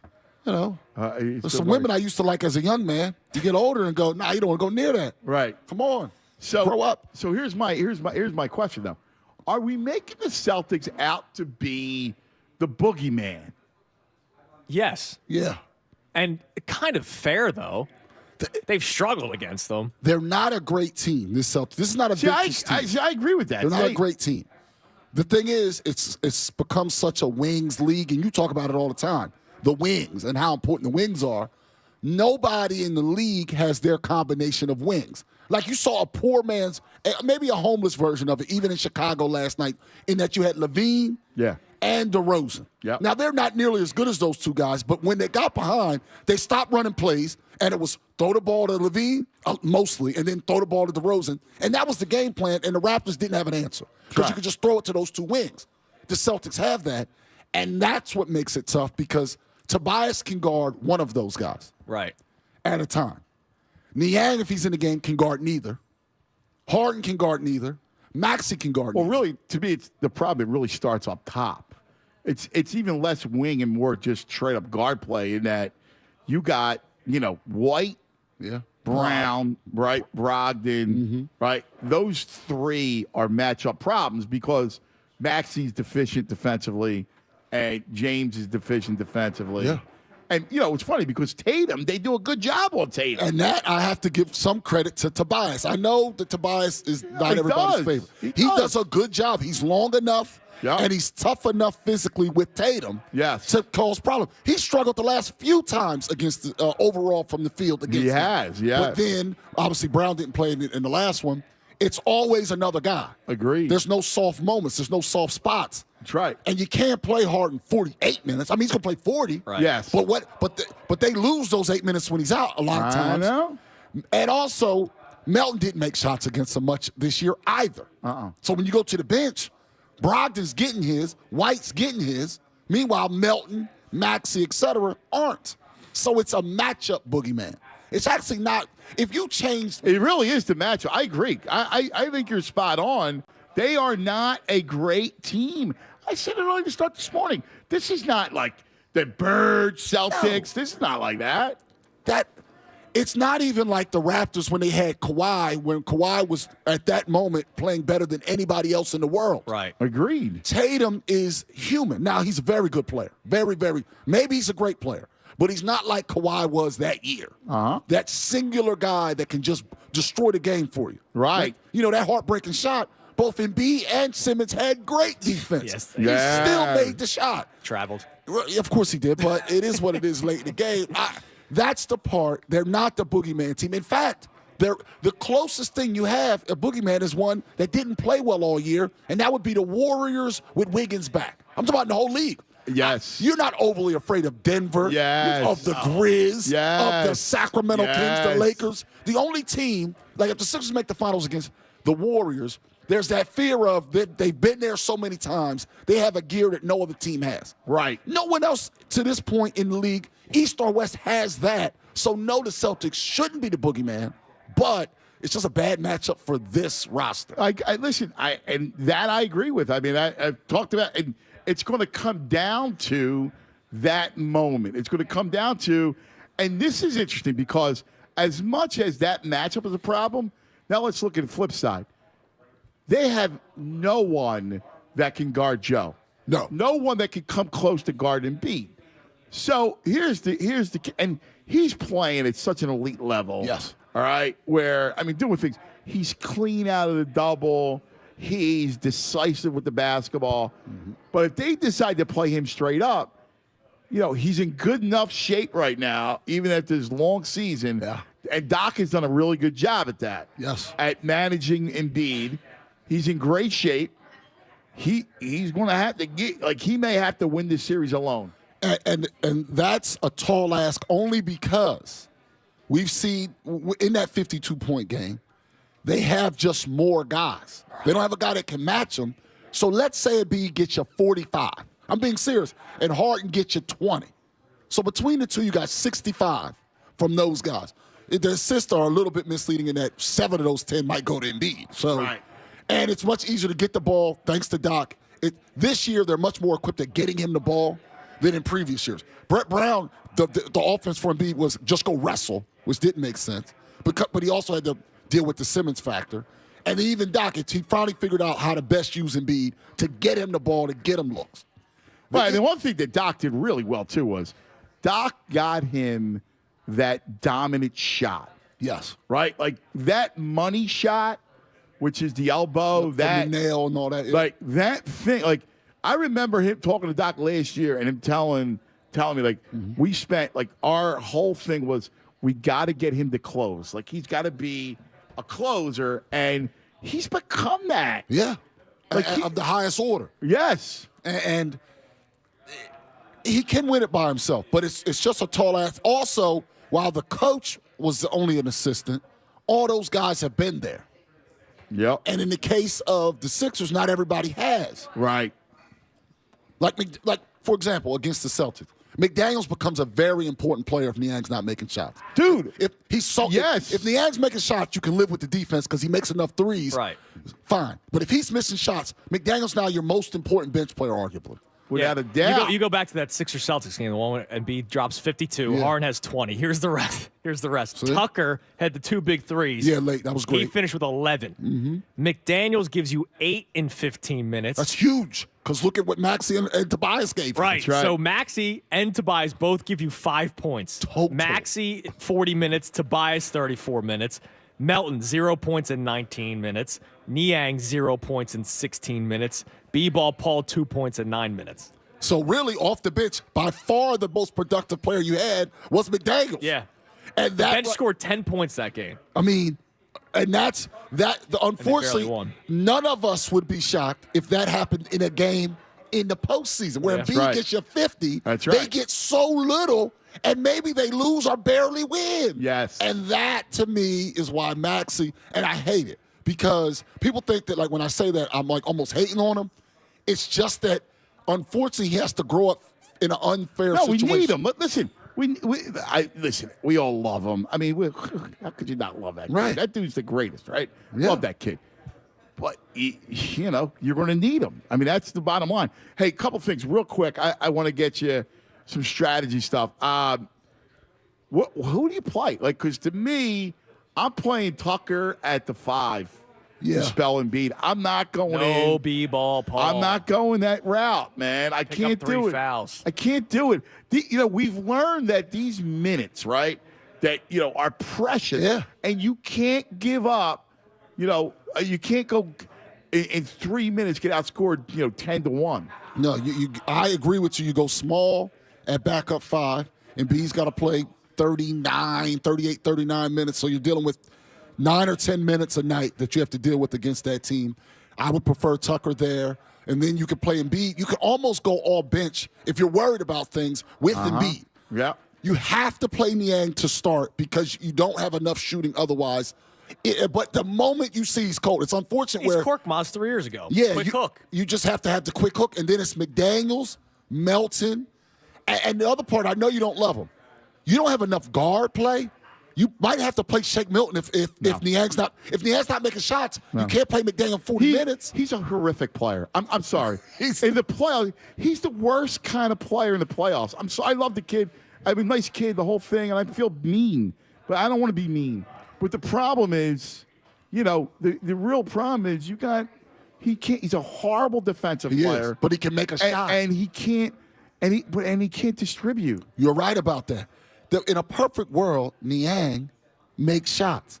But if you remove Niang completely out of it, and remember, Tucker's a starter anyway. So what's your 8-man? They're going to play 8. Yep. Doc might play 9. He might try to play 9. He always does. Name your 4 bench guys if Niang's missing shots and he's out. Name your other 4. I'm not. You got to play 8. He's going to play 8. You know what? Good. So who are your 3? Melton's a given. McDaniels a given. And who's? He's going to play 8. I know he is. Who's the third? That doesn't mean anything. I'm not. I agree with you, but I'm trying to be realistic at the same time. Judas, help me out. I'm not playing him.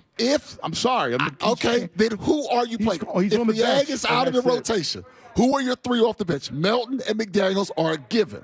Yeah, Tucker's your backup, but he's a starter. Shake at times. It would have to be, because then at that point you're playing either him or Korkmaz. Or you're playing Paul Reed. You must. Listen, it's one or the other. I'll give you this. I'd rather go Shake than Paul Reed. That's what I'm saying. I'll give you this. I'll play Shake over Korkmaz. Okay. All right. All I'm saying is But this is another reason why the matchup's problematic. Against the Bucks, I know it is. You're telling me I get it. No. I'm saying Niang's great. Niang's great. I trust Niang so much against the Bucks. Play 7. But Doc's not going to do that. He's going to play 8. Telling Doc to do that. He's a very stubborn man. He's playing Doc 8. Play 7. And at times he's going to play 9. And you're going to pull your hair out. No, I know. I can't have that. He's going to play 9 because I can't have. Listen to me. He's so bad defensively, Shake. Yes. And against those guards, they will. But so is Tyrese. They will. So is James Harden. Okay. Right. But guess what? They'll give you offense. Right. Shake will get abused by those players. I am all for it. If Niang makes shots, this is we know what it is. If he makes shots, you go him, McDaniel, and you'll go Melton and call it good. See, the wings can't hurt you as much as the guards hurt you. That's why Niang needs to play no matter what. But did he get destroyed by Tatum? But listen, he's not going to be on Tatum. He gets on the switch. I know, but I know. But I got rim protectors. I got all kinds of things the way I can do it.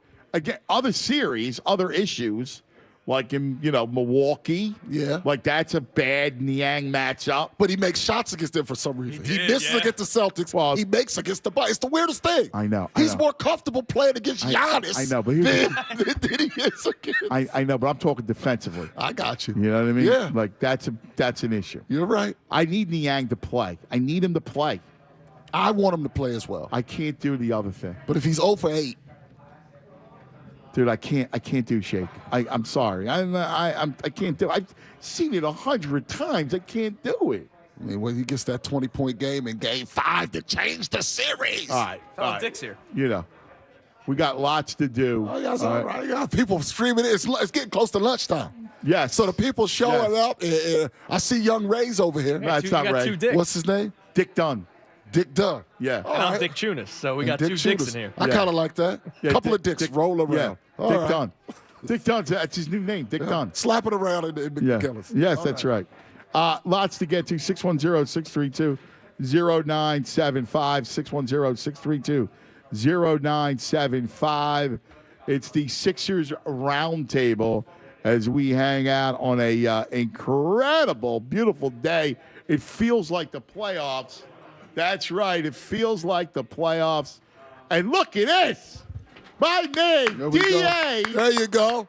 Sixers, part of Sixers ownership, David Edelman. It's a man with a vision. With a vision. Who is going to reinvigorate our city. Just steps from here. Man with a vision. That's my boy, man. You ready? Let's go. LFG, DA. All right.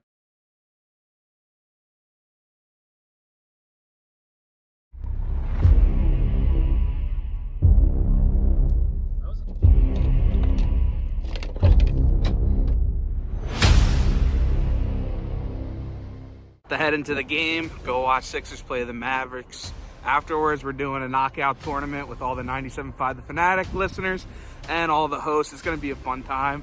Hopefully the Sixers can pull out a dub. We'll get all the guys' opinions coming up in a second here. Let's go. Up in the nosebleeds. Like, it's only the best. But yeah, we'll hang out. I like, Brendan and I were looking over some of the odds here. I'm feeling... Oh, Luka just walked out on the court. Oh, honestly, so many people with Dallas Mavericks Luka Doncic jerseys walking around. It was kind of insane. Luka and Embiid to score 30. The line looks a little weird. It was like minus 215 for the Sixers. I was like, that's a bit much but I guess Dallas has been struggling a bit. So we'll see how the game goes. It was cool getting to the game early and watching the guys work on some things that you probably wouldn't expect, but it actually does happen a lot in the games for them. He had Wallow and Gilly in attendance too. Crowd was fired up and ready to go. It was a pretty sloppy game, to be honest with you. Both teams were kind of struggling making some shots and turning the ball over a lot. But eventually the stars came to play. Sixers down 2, end of the third. This game's in the bag. Sixers are winning this game by 10 plus. They just got to get hot from 3 a little bit. Embiid will cook here. We're going to hit another parlay. Let's get it. You could tell Luka was getting a little annoyed, not really getting the calls he really expects to throughout the week. It was getting a little chippy between him and Joel.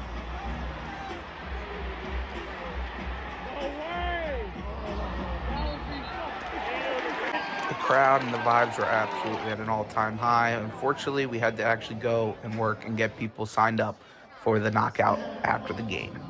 Thank you to all the amazing listeners out there. It was an awesome crowd, and we had so much fun getting down on the court and getting some action in. Post up, baby. We're getting after it. Let's do some knockout. We had people of all ages and sizes, and honestly, it was a little rough getting going at the very start of it here. As we can see, a lot of bricks and missed shots, and there was a lot of people there. But once we finally started to get rolling, it was a good time. Let's just say all the hosts kind of had different expectations. Andrew Shaltunis, how are we feeling? We winning this? We'll see. Come on. See the kill shot right away here? Yeah, I'm going home. All right. I want to go home. All right. Do you put Ricky out of his misery here and knock him out right away? Yeah, I mean, this guy just wants to lose and he's begging for it. So I'll drain the first one and make it easy. I'm hoping. Let's just say that some were better athletes than others, but it was made for a great competition. We got about 1 or 2 times around, and that's when the eliminations started rolling in.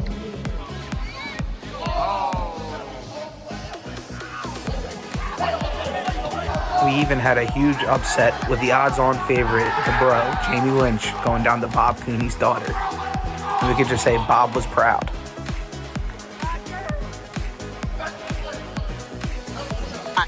Feeling hot, feeling good. Chevy, we're on the way out here. We going for blood or what, dude? Going for blood. We're going for gold. We finally got to see who some of the real shooters were.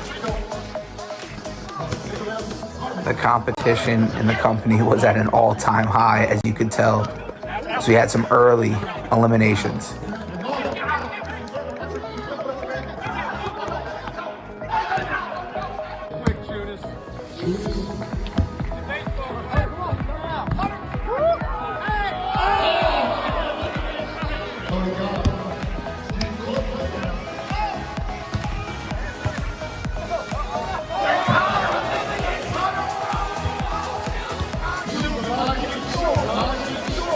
Tyrone was right. The line was getting short, and we were down to just Heavy Chevy and Connor Thomas, and Chevy was eliminated.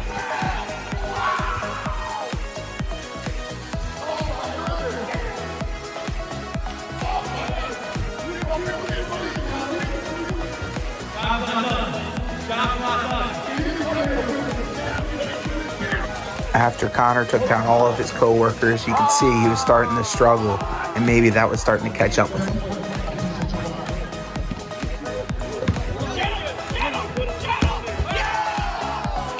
And down he goes. Honestly, it was a pretty good showing from all the Fanatic staff. And then we got into the real thick of it, where guys were just starting to get hot from that free throw line. And then we made it to our final 2.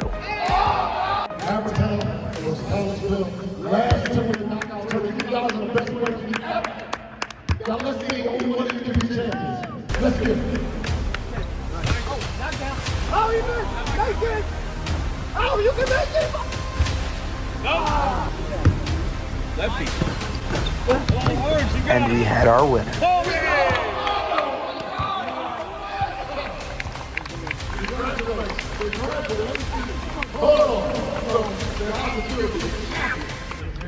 Man, you feel the hardest field we've ever had, the toughest field we've ever had. Hurry, and we're going to present you with first things first. I want you to hold this up. The official 97.5 The Fanatic 2023 knockout trophy. All the staff be working with her and give them a round of applause.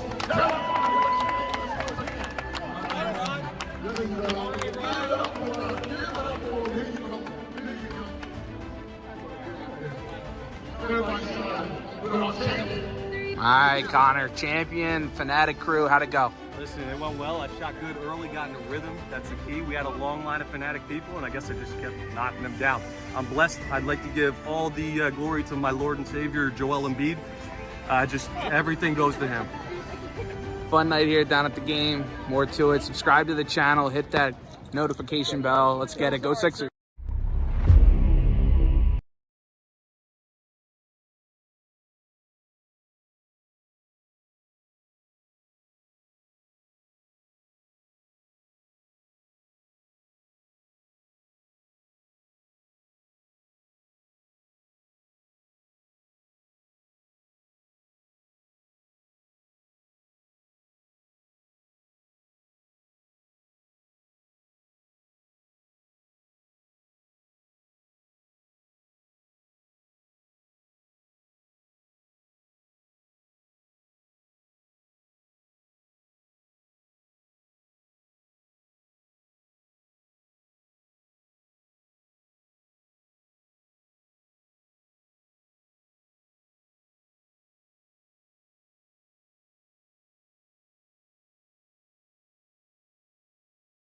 The best Eagles talk in Philadelphia. 97.5 The Fanatic. Play the song! Play it! Go ahead, Vito, play it! We are here for the Sixers playoff preview. Live from the Gillies Old Ale House, 1310 Drury Street, Center City. Presented by Coors Light. The love of Philly, the love of Coors Light, baby. Chill, let's go Sixers. And this is a great time as we get ready for the playoffs. And you know how we do playoffs, all right? Let's go. The weather's great. It feels it. Tyrone Johnson, it feels like the playoffs. Man, it does feel like the playoffs. I'm ready to get it rolling. Now, I don't love the play-in, but I do like this break, this calm before the storm. Yeah, I do too. Because what it's going to do is watching the bad basketball of the play-in will lead to beautiful basketball in the playoffs with teams rested and healthy. I want the highest play possible as a viewer. Yeah. As a fan, yeah. Obviously having Embiid and Harden healthy into the playoffs compared to last year where one guy starts healthy, gets elbowed in the face, the other guy's on one leg. What a 180 from last year. And you look at both guys are just in tremendous shape. I mean, you want to talk about having their legs. Yeah. You know, and you know it, Ty. You know that right now your legs are vital when it comes to because every dribble's contested. The playoffs are such a different animal. Yep. Because every dribble's contested. It's playoff. It's angst. It's why it's great. It's a taffy pull. Every possession is everybody selling out. They're hedging extra hard. The rotations aren't missed like before. Exactly. It's one of the reasons why, for example, Steph Curry to me is just as much of a physical freak as LeBron. That guy has the ability to still be doing this late in the year, for example. I just find it, I'm fascinated by how these guys work their bodies now compared to how they used to. Work their bodies how they used to be ready for these moments. You know what I mean? To be ready for these type of moments. Yeah, no, another one. Yeah, another one from there. Not from that table over there. No, not yours. Not yours. You got the one. All right. No, you're good. You can sit I love still. our street team. Yeah, we love the street team. Exactly. Yeah, we just want to be. You got some luminaries here. It's good to see. It's good to see you bring out Anthony. You bring out the big people. Like, listen, I'm honored to be here.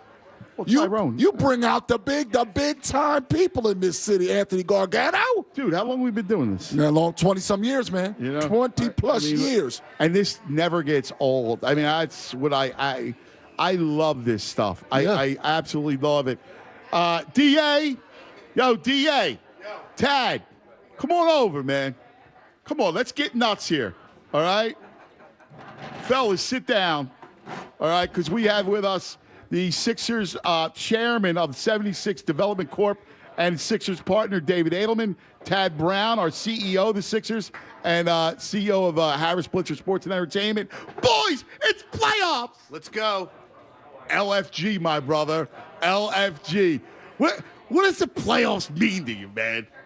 Listen, first of all, we got to just look at the season we had. When's the last time we had this many wins? 20-something years ago? 22 years ago. There we go, right? Yeah, 22 years ago. Look how exciting that is. And you know what's amazing? All right, we started off 12-12. We have gone 42-16.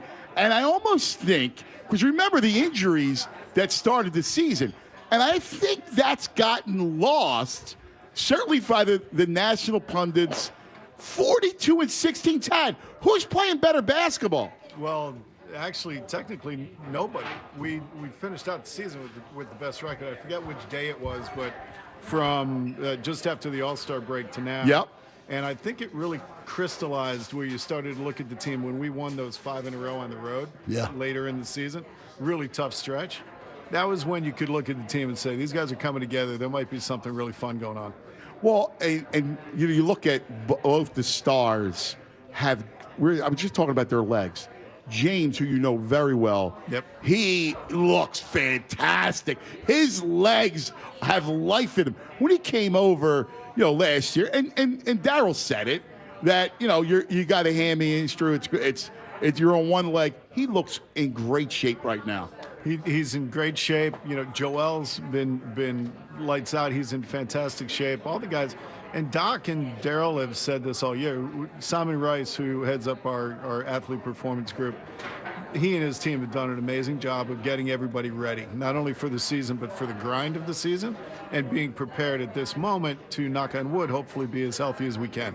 And, you know, I look at Joel and DA. I mean, he right now is playing just beyond great. It's interesting because he's playing so smart, right? He's one of the most, and you know him very well, and you know what kind of, how intelligent he is. And, you know, this moment is a moment that he's ready for. And not just on the floor with his game, because his game's matured, but he has as well. There is no one stopping Joel. Full stop. No one. Yeah. Right? Yeah. And you're right. You know, look, his basketball IQ is so high, but his passion, his energy, and, like, you know, the grit, right? Like, this guy just wants to win. And that's all that matters. You know what I love about him, too, is, and I talk about this all the time, if, you know, movement is art, right? He is the greatest art forger of our time because no one can replicate a Dirk move and a Kobe move and an Olajuwon move and an Allen Iverson move in his repertoire, which is endless. And he is able to replicate. It's almost like he's a shapeshifter. He's amazing, and I saw that early in my career from, you know, the Dream. I know him well, and he's probably the closest thing. But then you add, like you said, you add Hakeem's low post moves and his fluidity with Dirk's jump shot and the ability to get to the mid-range. He's just an amazing, amazing player. He's the MVP of the league. Zero doubt in my mind. You know, very hopeful that it's going to come.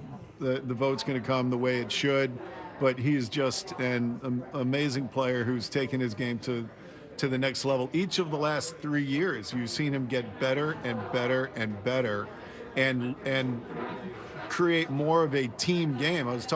Doc was talking to our staff this morning, and really just talking about how proud he is of how this team has come together and how they've all sacrificed to make sure that they become the best version of themselves and what they can be.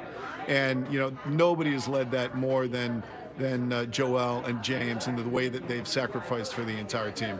You know James really well. One of the things that is fascinating by him is he also is a really intelligent basketball mind. Oh, he's brilliant. Right? Like when he talked about reversing Tobias and Tucker and kind of flipping their roles a little bit, and Doc said it. And it's amazing how he sees the game. And I think you know him, he's really taking care of his body. And I think it's showing right now where he's got this kind of late life in this season. He looks great. I mean, have you seen him look better at this point? He looks fantastic. He's you know, he's reminding me when he was locked in on his MVP year. He looks very similar in the way that he's kept himself ready to go. You know, and James is one of those guys. He knows exactly what he believes how he can help to win basketball games and how he can make other people around him better. And it's working with Doc and with the coaching staff to kind of get on that same page to make sure that they take advantage of kind of his ideas and what he sees on the court. And he's one of those guys. You need him to lead the league in assists, he'll lead the league in assists. You need him to lead the league in scoring, he'll lead the league in scoring. We've seen this for a decade now, so nothing that he does surprises me. Tad Brown, the CEO of the Sixers, and Harris Blitzer Sports and Entertainment, and David Edelman, who is our Sixers partner, and of course, the maestro, who's going to reinvigorate Center City with our new arena. With us, I got a question for you, and could you put that up for 1 second, Chunas? So, by the way, it's our keyword. We're giving away $1,000, our $1,000 gift card. Here you go. Keyword is story. That's my thing. Story. STORY. 3 ways to play. You can enter the keyword on the Fanatic app at 97.5thefanatic.com, or you can text it to 45911. That's story. Text it to 45911. 97.5 The Fanatic's $1,000 gift card giveaway presented by American Standard HVAC Contractors. Find a dealer, visit AmericanStandardAir.com. One person selected at random will win. Get complete rules from this company-wide contest, 97.5thefanatic.com, and good luck. DA, this is your first playoff as a partner with the Sixers. You, courtside throughout this whole thing, front row seat, a Philly kid, a sports kid. I mean, didn't always have the front row seat. Right. When you're at the Spectrum, you're up top. Yes. But here you are, a lifelong Philadelphian, someone that just loves these teams, that loves the city, and this is your first playoff as a partner with the Sixers. What's it like for you? I mean, I think about you and your mom, and now all of a sudden you're a partner with the Sixers in the playoffs. Yeah, I'm not going to lie. I'm going to have chills on Saturday when I walk in that building. The energy that we've seen out of our fans, my favorite thing is just walking in before the game starts and just seeing the energy. You see a father with his 10-year-old kid, and I'm like, oh, that was me 40 years ago. And, you love that passion that our fans have and in the building. And, it just came out, with the, how we lead the league in ticket sales, right? There's a reason. We have the best fans in the country. And now, they're getting what they deserve, which is the playoffs, right? And we know that, and the team knows and feels the fan base, and they appreciate this fan base. And so to be able to be there and come Saturday, I am going to be giddy. And see, that's the beauty of it, right? Because we live this stuff together, the community. Ted, you saw it with the Phillies, right? You saw it with the Eagles. And you see it all come together, and you see this town, and, it's been building with us from the process, through these playoff runs. But when we celebrate sport in a different kind of way, it's almost spiritual. It is. It's spiritual. It's communal, and it's organic. I think that's something that is uniquely Philly, right? It's not forced. This is something that the fan base lives, and you feel it the very minute you walk into the building, like DA said, or walk around the streets. You see everybody in their Sixers gear. You see everybody getting ready for the game coming up. Everybody's talking about it. It's a fan base that is engaged. They are excited about their team. We believe that we have a good club and that we have an opportunity. So now it's about going out there, performing on the court, performing for the fans, and taking everybody on this ride that we think can be a lot of fun. And the town and you being, bred from the cracks of the sidewalk, the deal. It's real. How we feel is real. How we express ourselves is real. This is what you get.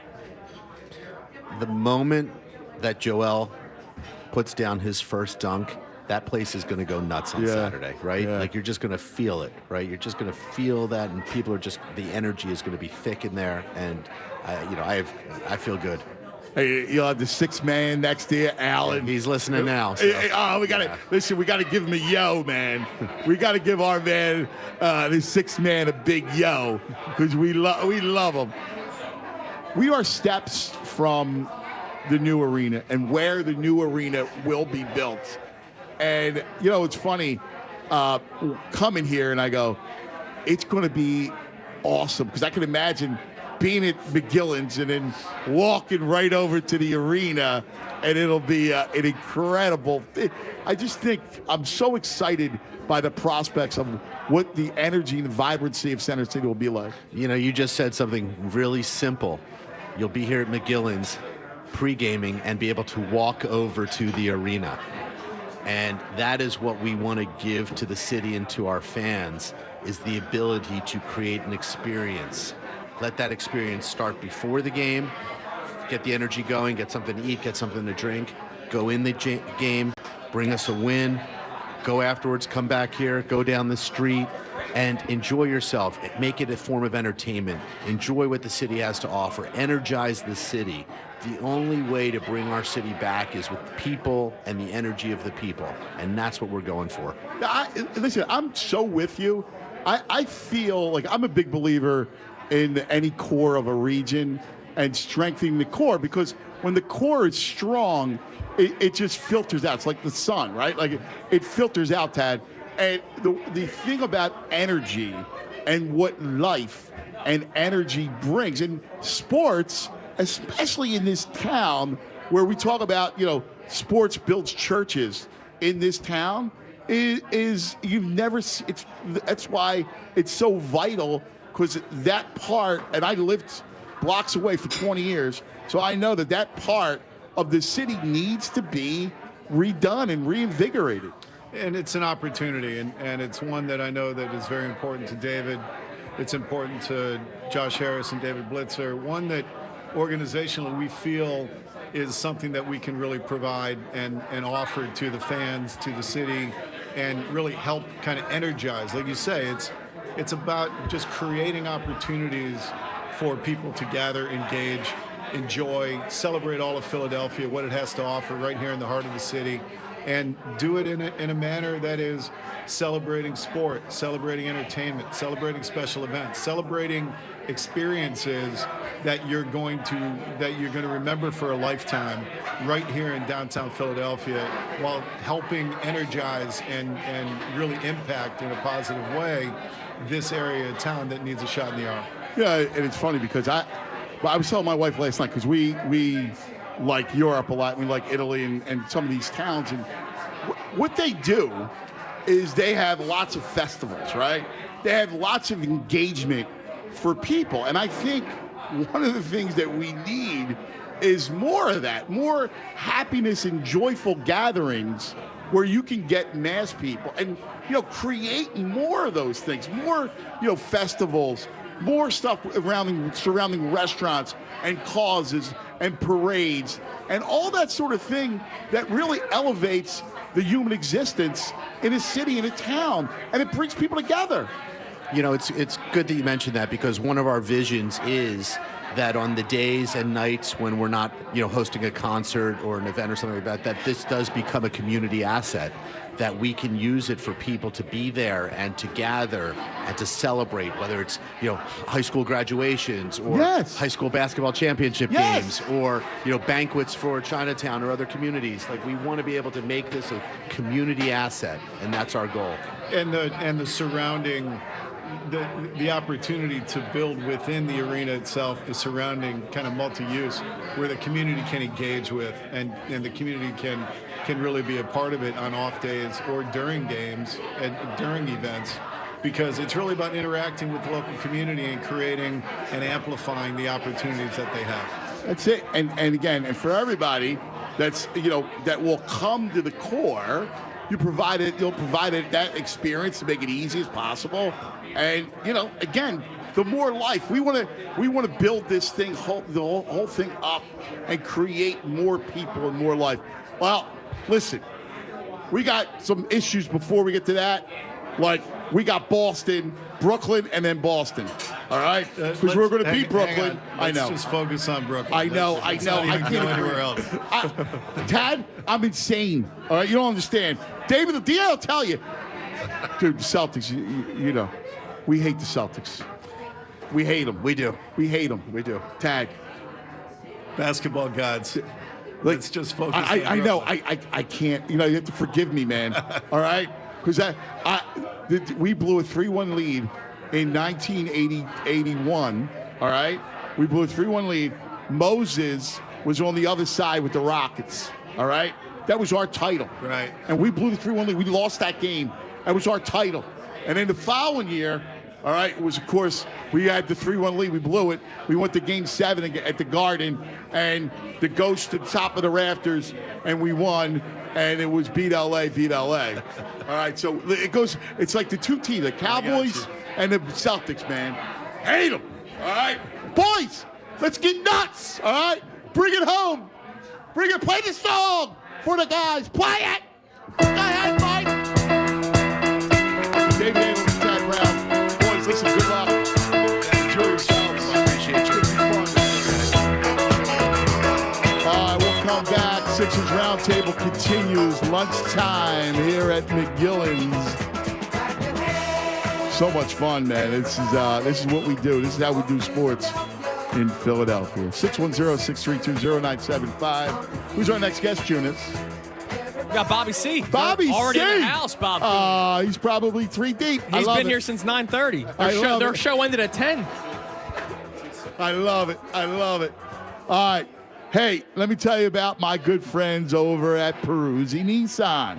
They need your help. That's right. Bob Seidberger, Mark Alexander, my guys over at Peruzzi Nissan. They need your help restocking their pre-owned inventory, and they want to buy your vehicle. Buy it. Go see Bob and Mark, Peruzzi Nissan. They're going to appraise your car, truck, SUV. It's fast, easy. You'll even get up to 20%. Dave, you'll even get up to 20% over book value. You hear that? Up to 20% over book value. Go see Bob and Mark, Peruzzi Nissan. They're going to even cover up to 6 months of your remaining lease payments so you can get into your Nissan for the same payment that you're paying right now or even less. Plus, they just give you more cash for your trade. You save cash with Peruzzi pricing on vehicles like the 2023 Rogue, the Altima, the Sentra, you name it. Just go see Bob and Mark, Peruzzi Nissan. Receive up to 20% above book value for your vehicle. It's no wonder why Peruzzi Nissan has been in business for 40 years and counting. As they say, our business is you. Visit Peruzzi Nissan today. Fanatic Sports Update. Big day for the Sixers. Man, Sal Tunis, and this update is brought to you by Insperity. Do you feel stretched thin by the pressures of growing your business? With over 35 years of HR experience, Insperity can help lighten your load, expand your possibilities at Insperity.com. Well, big day for the Sixers will be Saturday at 1 o'clock when they begin the playoffs against the Brooklyn Nets. But it's a big day for the station here as we talk Sixers. It's the Sixers round table. You heard Tyrone Johnson on during the 11 o'clock hour. Tad Brown and David Adelman just now on with Cuz. Coming up next, Bob Cooney for the 12 o'clock hour. Devon Givens will be on for the 1 o'clock hour. And at some point in the 1 o'clock hour, we'll be joined by P.J. Tucker. Sixers game can be heard on The Fanatic. All Sixers playoff games can be heard right here on 97.5 The Fanatic. This update is also brought to you by Jackson Hewitt. Taxed or due? Have you filed yet? Don't worry. Jackson Hewitt is racking up the assists.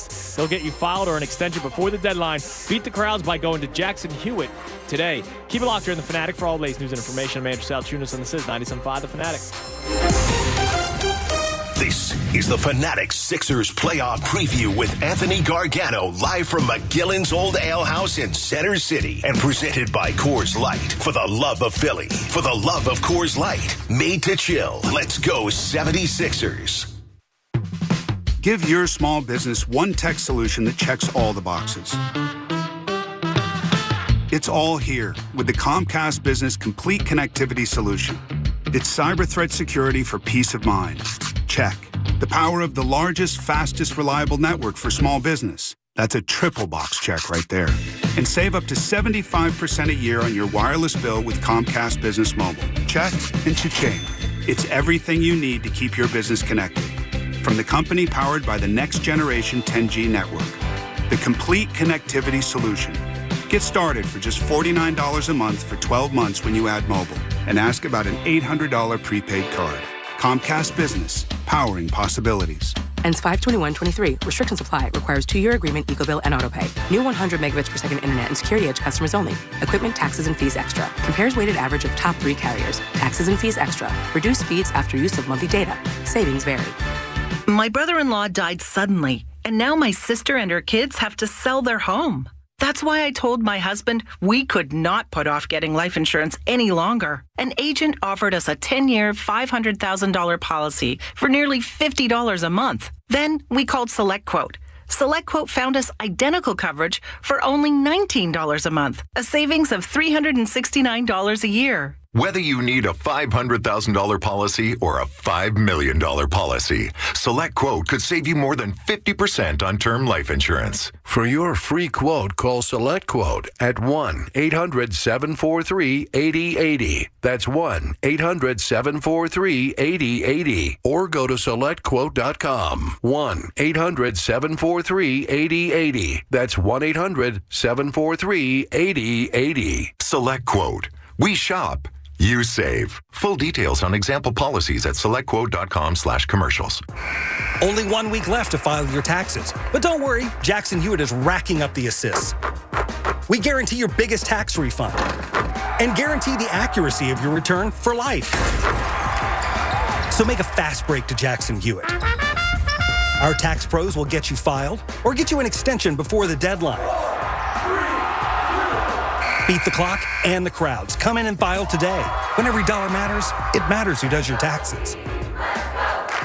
Did you know that feeling sluggish or weighed down could be signs that your digestive system isn't working at its best? But taking Metamucil every day can help. Metamucil supports your daily digestive health using a special plant-based fiber called psyllium. Psyllium works by forming a gel in your digestive system to trap and remove the waste that weighs you down. Metamucil's gelling action also helps to promote heart health and slows down sugar absorption to promote healthy blood sugar levels. Start feeling lighter and more energetic by taking Metamucil every day.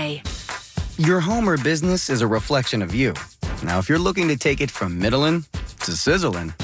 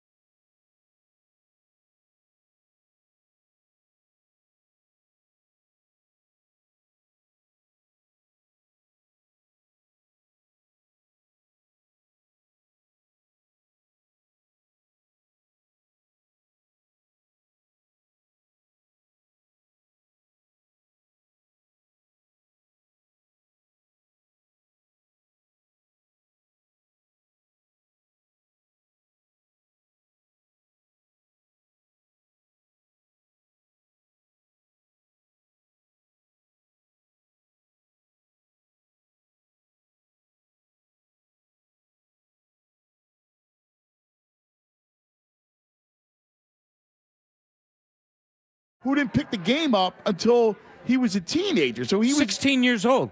So he's late in picking up the game. So there's a learning curve. I used to say it all the time. 3, 4, 5 years. When you're in the league, you might be immensely talented, but you got to get your game has to refine, and you got to learn how to win. Right. And now he's at that point. All that hard work and the growth, and he's matured. That's kind of what you see from him. It's just a shame. Like if a Jimmy Butler, then good point was here now with him good now, point. They win no matter Ben Simmons or no Ben Simmons. They win. Yeah. No, you make a great point, and the talent that they've had to surround him. It's odd. Like I don't put people down not being able to figure this out. But think about it, Ant. In our day, when we were Tunis's age and stuff like that, a big man like this, people knew what to do with them better, because it was a Kareem Abdul-Jabbar. You ran, and he was like, okay, it didn't work with the run. We're going to feed him the ball. And people are like, oh, he was your secondary option? Yeah, and he was the all-time leading scorer in the NBA for 40 years. Like, you knew how to use a big man. He comes along in an age where it becomes an outside game, and he can do that. He's not really a powerful big man. He doesn't play the big man game, so they had to try to figure out how to surround him. I think Harden, a Harden-like guy, I do. I firmly believe this is the best that we're going to see, and I think they can do it this year. And we're going to get into it more, but I have some specific things that I think they have to do in this playoff run. Yeah, and listen, I'm with you, and I agree. A couple things. Harden right now, the beauty of Harden is, and it's sometimes because he was such an explosive scorer, and because he was almost this bloated stats, right? This big appetite guy, right? Lost into it, and I know Tad knows him really well because those are from Houston. Sure. He's a really intelligent basketball mind. And you see, now that he's in shape, you see, where and when and how he delivers the basketball, which I think is your point. Yeah. As you didn't ever had that with him. No, you didn't before. And it's funny, you bring up Tad saying he's one of the most intelligent. I have a guy that worked in the Houston organization when he was there. Kevin McHale, let's not forget, played with Larry Bird. Kevin McHale told my guy he's the hardest worker I've ever seen in the NBA.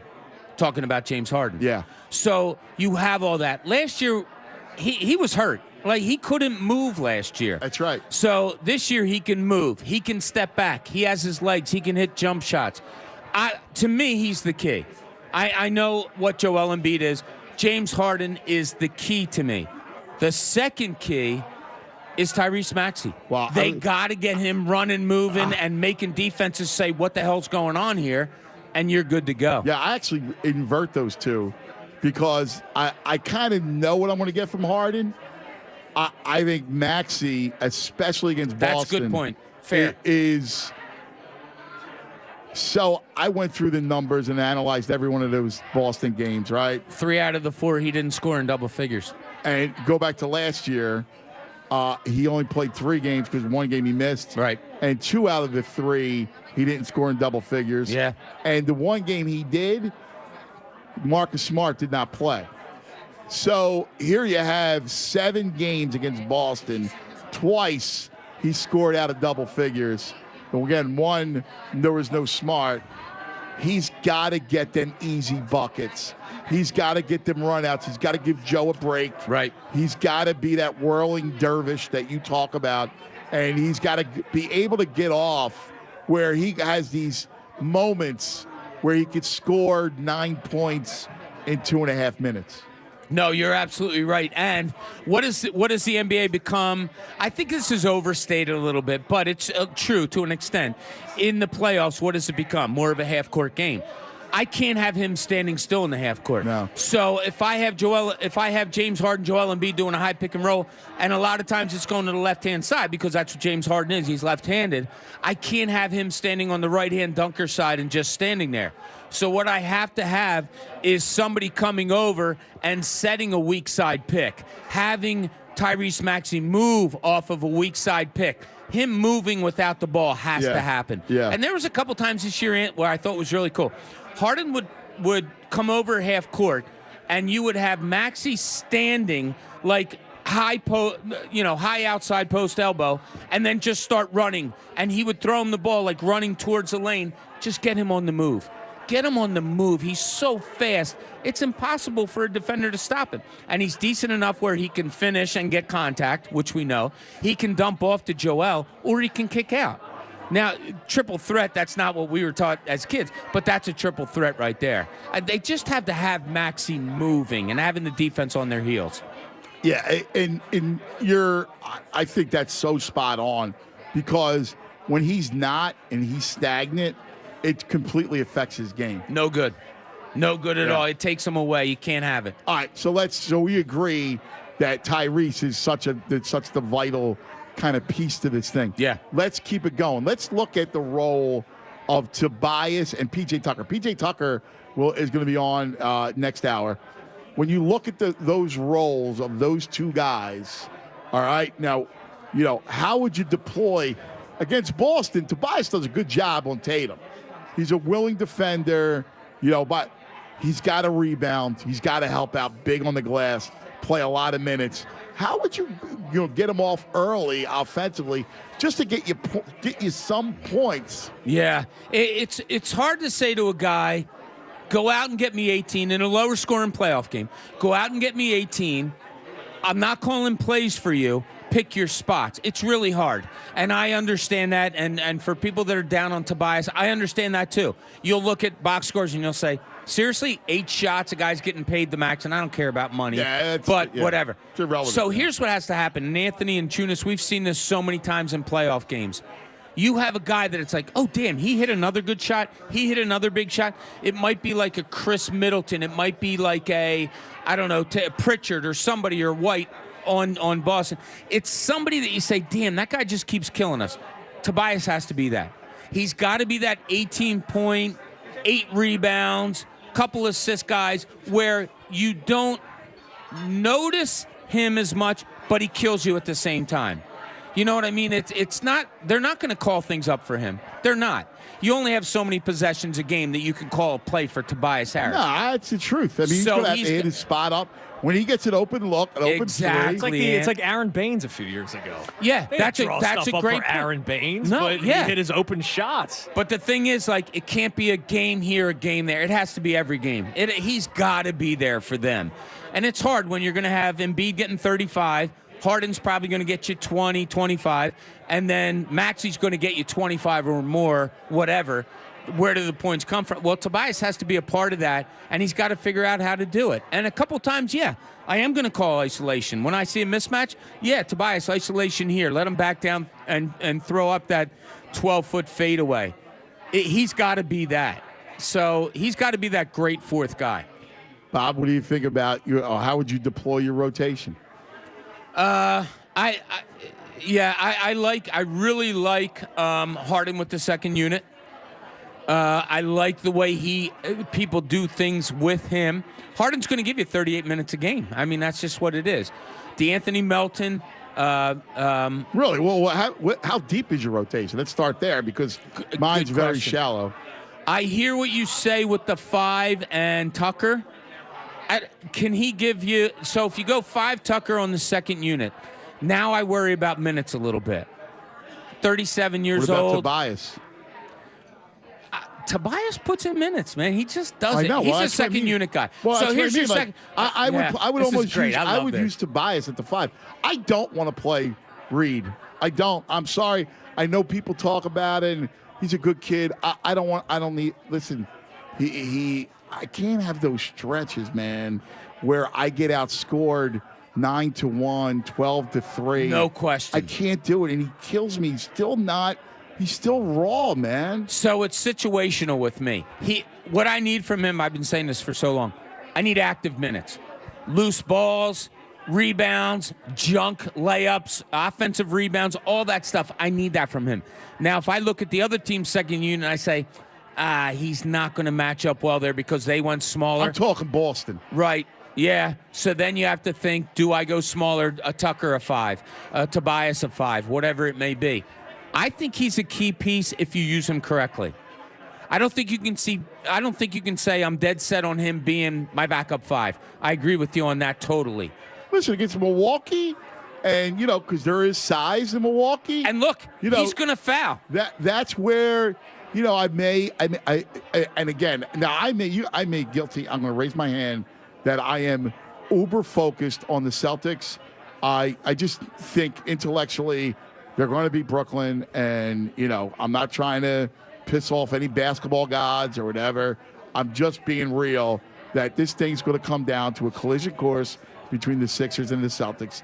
And you and I, we grew. That Celtic thing it lives with us. Yes, I hate them. So as far as rotation goes, Ant, what'd you say? So, go ahead, tell the story. Earlier this year, we were at Chickies in Malvern, and they were about to play the Celtics. And this was after he makes the road trip to Arizona. Right. And they lose that game. And so he's miserable. They hightailed it to the hotel so he could watch the game. The next game, we're at the show, and he goes, I need them to beat the Celtics. It was the home tonight. game. Yes. He goes, I need them to beat the Celtics tonight. And I go, yeah, no, that'd be nice. He goes, no, seriously, look at me. And I saw a different Anthony. You don't know what it was like for us growing up, dude. It freaked me out. I was scared. And then when they lost, I wanted to check in on them. I was miserable. And you remember, that was during the teeth of where they were playing really good basketball. Yeah. But I was still pissed off because of the Boston loss. Look at me, Junior. So I'm a sophomore in high school. Anthony and I went to rival high schools. Yes. Right? I went to a place who our nickname is the Fighting Irish. My sophomore year, they give us this thing which is really cool, which is called a shooter's jersey. So you came out in your full warm-ups, then you went back in, and then you just put on your shooter's jersey, and then you came out. It was green with a shamrock on it. Oh, no. Look, you guys know how much I love my high school. It was hard. Did you do Michael Jordan with the flag hard. over top of the logo? Nah, because, it had my name on the back and all that, and I was like, dude, this is Andrew, you can't imagine the hate for the Celtics. But getting back to what you said, Ant, rotation-wise, McDaniels, Melton, I'm out on Milton. I can't have that lazy crap passing, stuff like that. Andrew, I can't. Where do I stand? Yeah. Similar, if not more hated. Yeah, I can't take it. Listen, I don't want to be mean. Niang has to be optional. Right. One name we didn't mention earlier was Daniel House Jr. as a potential rotational guy. No. Very situational. Right. Yeah. Very situational. Like when we talk about those dudes, when we talk about rotation, I'm talking about guys who are actually going to play minutes. Not come in for a spurt here or there. Niang's a spurt guy. I mean, if a team's playing a pack-in zone, which I've seen the Brooklyn Nets do against, okay, I have no problem throwing him out there. There's so many different things that Doc has to figure out. But when we come back from the break, if I'm still lucky enough to hang with you guys after the break, you're going until 1 o'clock, man. All right, no, you're not going anywhere. Stick around. Yeah, I really want to talk what I think is the key. In fact, you have to stay anyway because you're going to stay, and we'll have Devon and all. Dude, I'm not going anywhere. I got friends here and stuff like that. Yeah, all of us are hanging. Gina's here too, and we're in a bar. If Gina's here, I'm staying because she's the best salesperson we have right now in this place. Oh my God, Gina, I haven't seen her. You didn't see her. That's why I said that. No, I haven't seen her. Yeah, I got my man Oscar. Oscar's the man. I can't look past this series, but I'm almost with you. I'm driving here today, and you guys are on the air, and I'm like, Anthony, don't look past the Nets. And then I'm going, Bob, but you're looking past the Nets too. Yeah. Stop it. Like I'm yelling at both of us at the same time. Listen, maybe we could be real about it. I mean, if they don't beat the Nets, then something's majorly wrong. They're not gonna lose to the Nets. I don't know what that noise was. Well, that's my point. So what do you need to say? Can you grab that Vito at 12:39? No, I've done enough drops today that they've. So I don't want to be Vito, fake about it. Like it's about the Celtics. Like we know. Listen, all Brooklyn is about is getting your legs, feeling good about yourself, and winning that thing in 5, and honing right? You get back to where now you're playing, rhythm, all that stuff. And for us, it's about we'll cry over Mikal because we're going to cry over Bridges. Dude, you and I both, like, Brett was one of the most beautiful guys around, right? Zaire. What the frig, dude? I never forget that when they I probably texted him like, great pick, you perfect fit, the whole thing. And they freaking trade him. And They I were know star hunting. that unprotected. It was really about that unprotected. It heat was, pick. yeah. But, dude, like, you got a player, you got someone you can use. They could get no wings. Oh, that whole process, they got no wings. It's freaking amazing. Did you play it in the vault the other day? His press conference after he was drafted? Yes, That's where I heard wearing it. the Sixers hat. Yeah, This my is mom works This is here. a blessing. I had already interviewed his mom. I had my story written. Everything was great. You know when you're writing it, you know this. You become your own person. There's no outside interference. No. I'm sitting there writing. I call the office. I'm about to send. They're like, "Oh, you didn't hear the trade yet?" Oh, I was like, "You got to be kidding me." That was devastating, and obviously it's become more devastating since. He fit on that team. He fit in this Sixers organization. team. Right, I know, but in terms of fit the in way every he way. played, he would have fit on that team. And the most amazing thing is he blossoms. He blossoms. Like, now, when he gets away from Phoenix, he blossoms into an all-around player. Typical Jay Wright player. So it's funny. I tell this story a lot. I did a story on Josh Hart when he went back to Villanova, and I was covering the NBA, and I did a story on I talked to a lot of NBA scouts and why did he go back and all of these things. And Jay and I sat in his office for a few nights together talking about it. And Jay had a great line to me. And he said, you know what? He goes, Bob, I don't recruit guys that are NBA players. I recruit guys that are going to become NBA players. And that became our mantra a couple of years ago. And that's what we decided to do. Yeah, that was his, and it was perfect. Yeah. So you look at Mikal Bridges. He brought him in thinking he's going to be an NBA player. And if you think about it, he's going to keep progressing. And the Sixers take him, and you're like, okay. And he's only going to be a shadow of what he's going to be. And then it was gone. It made no sense. I get the key pick. You're still in asset mode or whatever. But, Bob, I remember thinking, about Brett. And Brett's talking about Zaire like he's going to be, Kawhi Leonard. Star hunting. And I'm thinking, dude, you got Bridges. He's going to, he acted like Bridges was not going to evolve as a player. He acted like there was no upside, that this is who he was.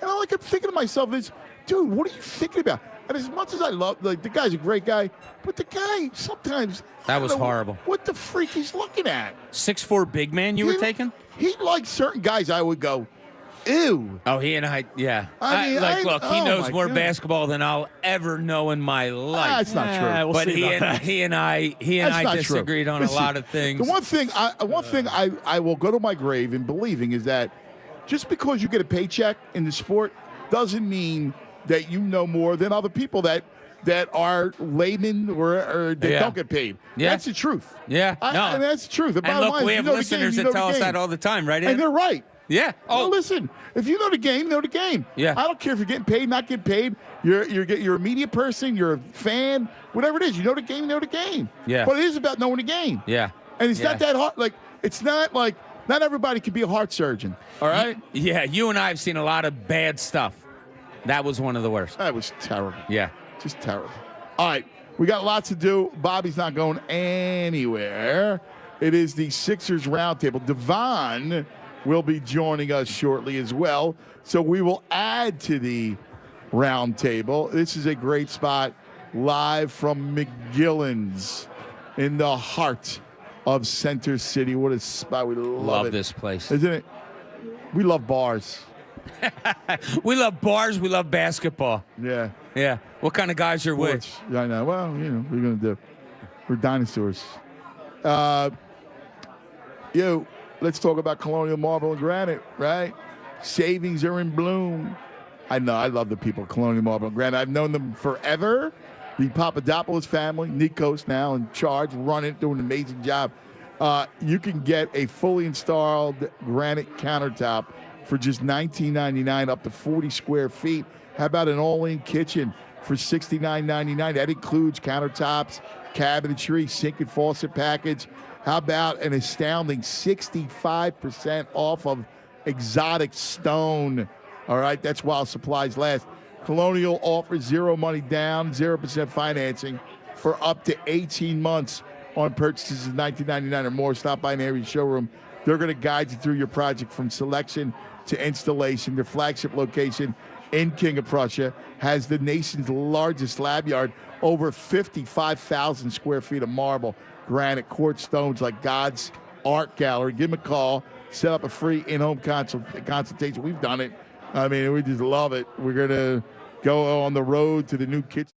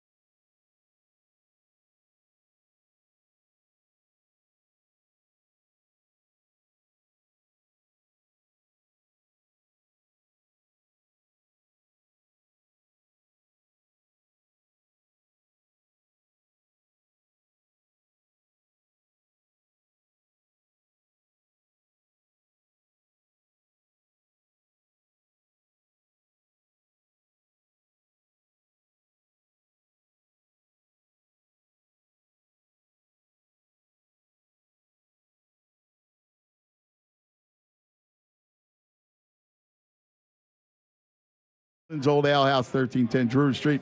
Center City, presented by Coors Light. For the love of Philly, for the love of Coors Light, made to chill, go Sixers. Don't forget, starting at 2 o'clock, Johnny Decay in-house. Connor Thomas, Jamie, the bro. Oh, Jamie's coming today. The bro That's will right. be here for a Sixers playoff pep rally. Is he working or drinking? Great Yeah. giveaways, including Yes. Sixers gear, tickets to the Sixers playoff game, all being presented by our friends at Coors Light. Enjoy great food, $10 Coors Light pitchers, $5.50 Coors Light bottles. So always a lot of fun here. Is this awesome or what? Take care of. Just All right, I'm just looking. That's all. I got you taken care of. I know. Listen, I know you would. Look, the first thing I did was text somebody I saw, and I said, "Hey, can you pick something up for me?" Yes, I appreciate. He doesn't that. understand the, he doesn't understand. I'm like out of my element a little bit because so I'm on the morning show on the station. I don't know if you guys have heard, but it's very regimented. It's very like this is like, kind of free for all. I love it. I'm in my element. Yes. This is awesome. Yeah. So let's discuss a couple things because Yes. I know, we talked about the Brooklyn and Boston thing, and I understand that. But Bob, it's going to come down to Boston. I mean, let's face it. It's going to come down to that team, and it's going to come down to the Sixers have the advantage because they can't guard Joe, and the Boston has the advantage in the backcourt when it comes to, depth and scoring, versus the Sixers' defense up top. Yeah. So, that's kind of the collision between these two teams, which makes it for a completely fascinating series. I think it could be an epic, great series with great close games. Yes, and you brought up a great point, Anthony, and that's what I said to you earlier. I said I wanted to get into something different in this last segment, and that's the 76ers defense. All right, we talked offense. We know what they can do offensively. This is a great offensive team. I think even in the playoffs, they can score 115 plus. The key to me is the defense. How many times have we gotten aggravated? The Sixers had a great season. Let's not kid ourselves. They had a great season. 50-plus wins again, all of that. They had a span after going 12-12. They were like 45-16. 42-16, buddy. Yeah, 42-16. That's phenomenal. Yep. You and I are so on the same page. I know. We still have the beat in our mind, these weird storylines. Yeah. So they're a very, very good team. I think they can score very well.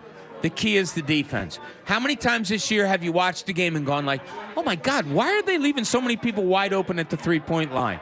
And then talking to Doc Rivers the other day, and I had it in my head, and I brought it up to him for him to say it, the key is the penetration, covering the penetration, stopping it defensively, because when other teams penetrate, it makes Joel either have to go and help. Yes. So you have a dump off to the big man. It makes others come and help, so you have a kick out for three-pointers, or you're giving up layups and risking Joel Embiid fouling on a guy, trying to shoot a layup. So the key to the defense is stopping the penetration of a point guard.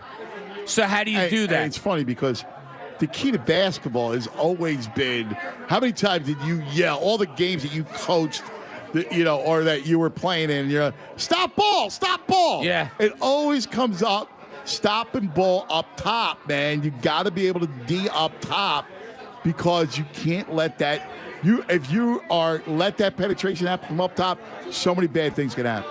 And so where do you go? So your starting guards are Harden and Maxey. Maxey, I think, has grown as a defender a little bit. He tries. I thought before he would try to jump out on defense. Look, you're trying to stop three-point shooters, and you're allowing dribble penetration almost. You don't want to give it up, but you don't want to give up a wide-open three. He's trying better. But if another team wants to isolate James Harden with a one-on-one with a dribble penetration, sorry, you're in trouble. So what do? Do you bring in the defenders on the wings to try to cut it off, but then you're susceptible to an outlet and a three-point shot? it's almost to the point of, okay, we'll give up the 2, but not the 3.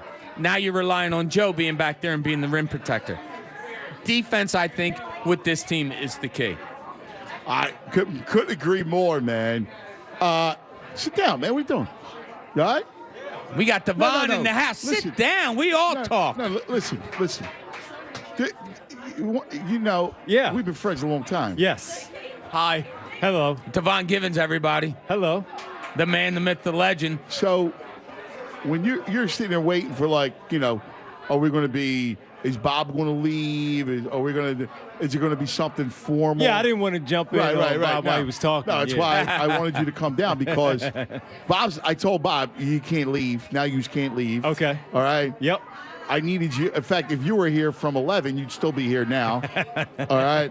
So I'm not surprised by that. We might go till 3. Oh, yeah, without a doubt. I mean, Tyrone mind? Yeah, he was already on for an hour. Exactly. You know how we do. I do. And this is a special time, Devon Givens. Yes, it is. And before we get into some of the nuance that we were just talking about with Boston and you know, the matchups and stuff that you and I talk about every Thursday, let's go into the family thing for a second, because that's the biggest story. I mean, the Sixers... Storyline-wise, yes, it is. It is. Yeah. The Sixers will beat Brooklyn. I mean, let's face it. If they don't, we got big problems. Yeah. All right? So they're going to beat Brooklyn. The story is, and we just got done talking about this because it still incenses me, and you know what? We're not blood.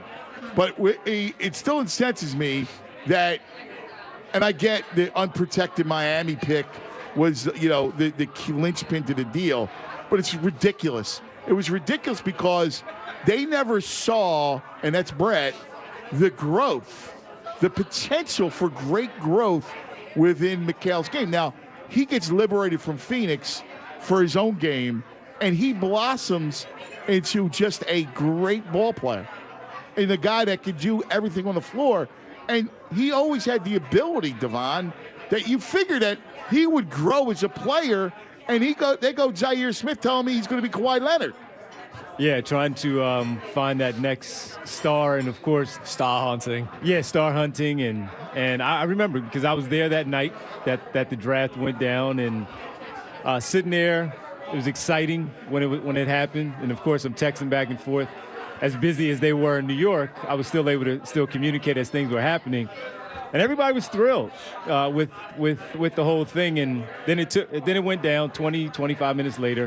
It was disappointing, and then you hear Brett's explanation. And of course, we knew about the draft pick and the potential of the young players being able to leave school, high school, go right to college, and that's what they were really intrigued by. But yeah, man, it just seemed like why do something like that right now when you have an opportunity to have a guy who's ready-made. He may not be able to start for you right away, but in a year or so he might be able to, but he didn't need to because you had Joel, Ben Simmons, J.J. Redick was still here at the time. Maybe they still execute the Jimmy Butler trade in November where you don't have to give up Mikal and that because you could still give up Robert Covington and Dario Saric and all you did. But now that we are here and it's what it is, yes, the storyline of Mikal is going to be a big part from the New York side and also from the Philadelphia side. I've already talked to someone from Brooklyn who already has written the story. Of course, I didn't want to be a part of any story, but speaking to mom and dad and having that part being done. And I already know that there are people here putting together stories again about Mikal and how things went down and now this and who he is now and what he has turned into. And I know I've talked to Bob about this before. I don't know how much I've shared this with you and even Andrew, but watching him his entire life playing basketball, it's always year 3 for him that really it starts to shoot up. In high school, he was already established. He was getting looked at by schools, but it was really year 3 where it went off, and it was that summer of year 3 going into year 4 where he locked in with Villanova, even though they were already looking at him. But again, he went to play in the tournament and the EYBL and all that, the Nike tournament, and boom, you know, a lot of guys on those teams, and he was the guy. And then Villanova sitting the year. Freshman year, technically on the floor. They won the championship. Year 2 was, basketball-wise, was they get knocked out in the Sweet 16, losing to Wisconsin. I remember that one. No, I remember. And then year 3, small forward of a year. They win again. He's averaging 17.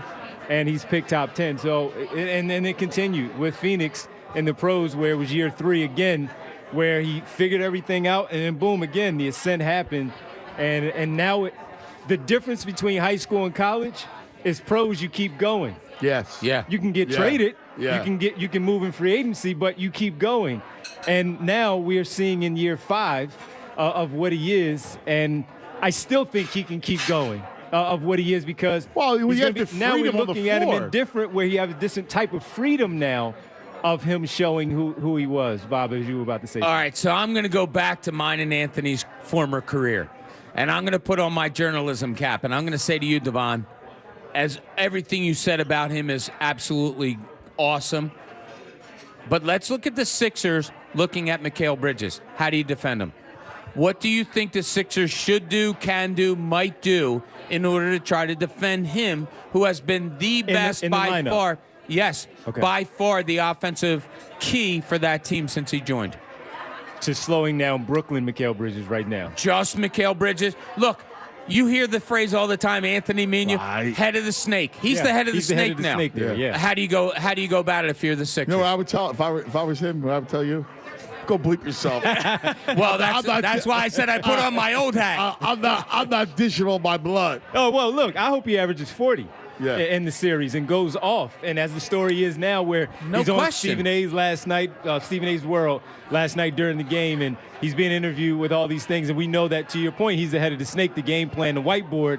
He's number 1 now on the scouting report of slowing them down. But I hope he averages 40. And how do you slow him down? I think it's just throwing multiple bodies at him to get the ball out of his hands. Because now, in the rhythm that he is in, he feels good that he can score on anybody. Sure. And if I'm looking across at P.J. Tucker, who we're going to hear in this hour, if I'm looking across at Tobias Harris, and certainly at the guards when I'm manipulating and getting that switch, I'm scoring on all 4 of you. Yeah. Because that's how I feel right now. So the only way I think right now to slow him down is to get the ball out of his hands. And then the problem, though, is he doesn't stop moving.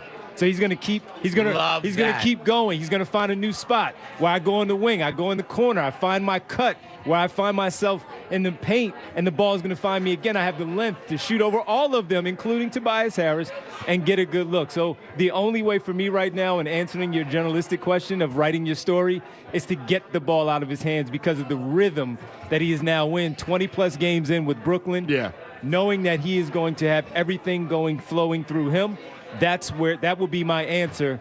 But that's to stop it that way. Right. How do you then stop it on that secondary action where he finds it, where now he's catching the ball maybe on the move and taking advantage of that defender?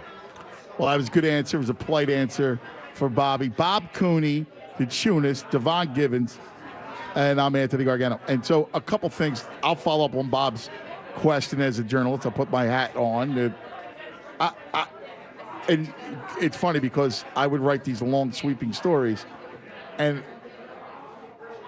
the reaction that only you would get from your family is still fascinating to me. That how do you look at this organization all these years later, knowing that this was my home, this was my squad?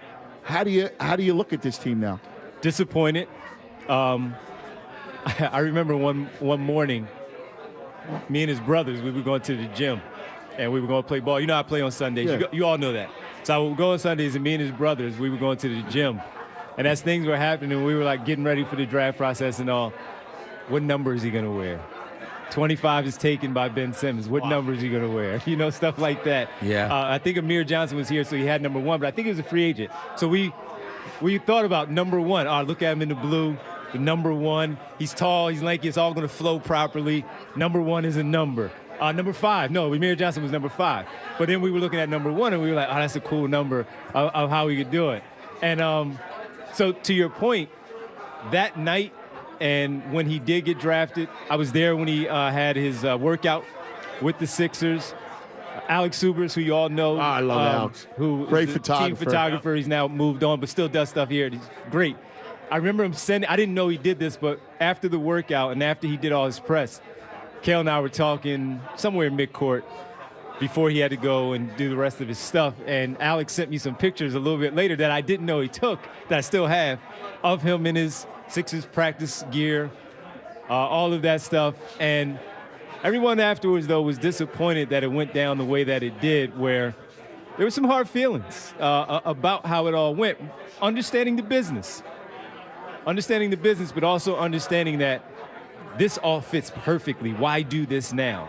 If you're trying to win now and for the future, he is a part of your future where you look at the young guys that you're going to have. Embiid now, Simmons, year 6, 7. Mikal, year 5. Right? If JJ's going to move, JJ's going to move on. It made right? so much Covington, sense. you can move on from and get stuff for him and things of that nature. And that's where the frustration came in. But I'll say this. After a while, of course, once he got settled in with Phoenix, time to move on. Right. Let's let it go. Yeah. It's what it is. It's the business. He loves Phoenix. This is an okay situation. Wasn't great yet. It was an okay situation, but he has a chance to turn something around like they did. Booker was the head of the snake. But with he and Ayton coming in that draft class in 18 and then adding Chris Paul later on, we saw what it became because year 3, he's in the NBA Finals and he's dropping a career-high 30-plus against the Milwaukee Bucks, taking the first 2 games. And that's where it has gone, and that's where it's gotten to. But now, of course, those emotions and those feelings are starting to come back. But again, now it's just job in front of us. Let's see what we do, and let's just go out there. We know that it's going to be tough, and go out there and establish something. Brooklyn now is then after it's over, if they lose, that let's approach this offseason knowing that you have a 1 if you think you have a 1. Now add to that 1, and you go on from there. Yeah. So he's happy in the place that he's in right now. They love him. His teammates, they all really get along together. As we know, it wasn't the case in Brooklyn before. And it's really fun to watch it from afar. Being up there for a couple of games, too, that's been pretty cool. I've only been there for 2, but the second one I didn't go with Philly Sports Trips. I went up there with my family, and we had a good time. We hung out after the game and shooting around on their practice court that is there in the back is pretty cool. And seeing how much they were chanting MVP for him that game. He dropped 30. I think he dropped 38 in that game. Yep. And they were playing Charlotte.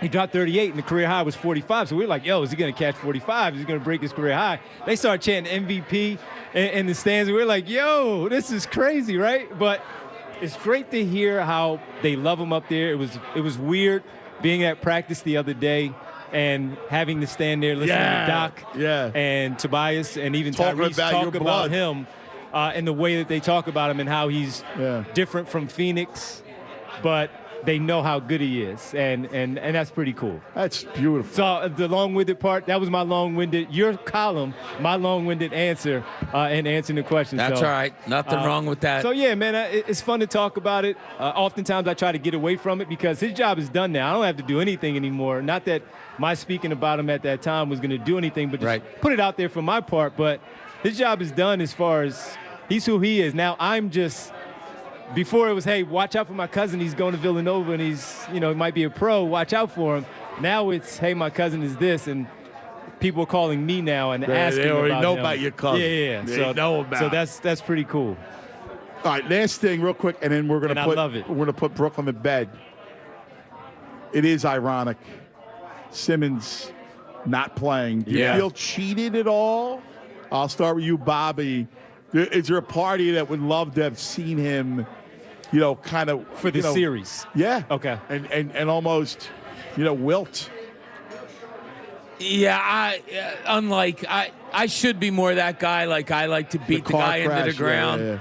I'm not. I don't think. No, I don't. Okay. I don't think he likes playing basketball. Part of me feels sorry for him. Like, dude, you play basketball for a living and you can't accept that. I don't respect that. I've said it forever. I never felt when I was covering the team that he had that just latch on to this is the greatest life ever. So, no, I don't care about beating him. I feel bad that I kind of almost wanted to see him play in wilt. Like, maybe I'm cruel. Yeah, but no, you're not. You're not cruel, and you're 90%. It's like it offends me that you were that good, promising. Like, he wasn't always a bum. Like, he had a top people 15 forget player. He was a 3-time All-Star. He was a 3-time All-Star and an All-NBA performer. Yes. He was a top 15 player. How do you just quit? Like, you just quit on everything. And that's quit where, yourself. That's where I follow Bob and say this about, I don't feel bad for him. because he knows and knew what he was doing. Oof. Now, it's one That thing kind of incenses me, though. It's one thing to wilt under the pressure, however it happened, Drew, with the Atlanta series. And I always remember me and Bob sitting there. Drew, you were there. Yep. We were sitting there, all three of us together during the pregame show. And I said, is this his defining game? Remember that? Yeah, absolutely. Is this the I didn't say a moment. I wanted to know if it was going to be a game. Yeah. He had a moment. And then after that, he knew what he was doing. Yep. He decided in Los Angeles to not take those phone calls, to not answer those text messages. And then later on to say that Doc Rivers lived in Los Angeles, he could have found me and came to my door. Why would I come to your door if you're not answering messages and phone calls? I'm not just going to show up at your door or go to Chris Thompson's gym where you're working out. I'm not going to do that. No. Answer the phone. You're a grown man. Yep. So for that, I don't feel bad for him. The back part, if all of that is true, which we don't know, we have to take his word on it, then I feel bad for that part because of the back issue. He's hiding. Listen, I don't believe that. And I don't think he can stay there. I don't believe the either. shoulder, the back. I don't believe any of that stuff. I believe just as much as thoracic outlet syndrome. Well, that's it. He's, I'll go get him Rodden attorneys. All right. That's bad right there. Couple things. I am who I am. It is. Yeah, it was terrible. Yeah, couple that was things. bad. All right, I want to take a quick tea. I want to come back, and I want to focus on this team, the run, and I want to hear your expectations. Okay. What do we expect from this team? How far are they going to go? It's the Sixers Roundtable. We're live at McGillen's. What a spot! Center City. Bob Cooney, Devon Givens, the Tunis. Because let's talk about the Bet Parks app, shall we? Because the Bet Parks app has you covered for these NBA playoffs, man.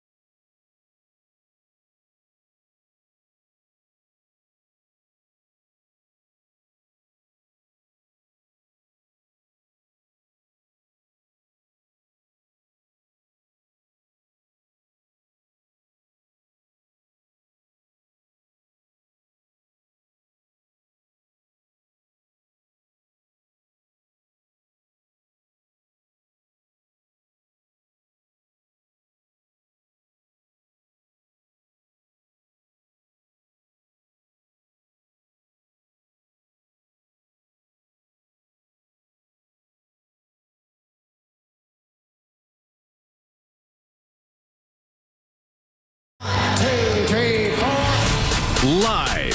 Should we clap along? I'm going to play guitar a little bit for you. Adam Sandler. Take him away! This Friday at Wells Fargo Center. All right, let's lose that. I hate it.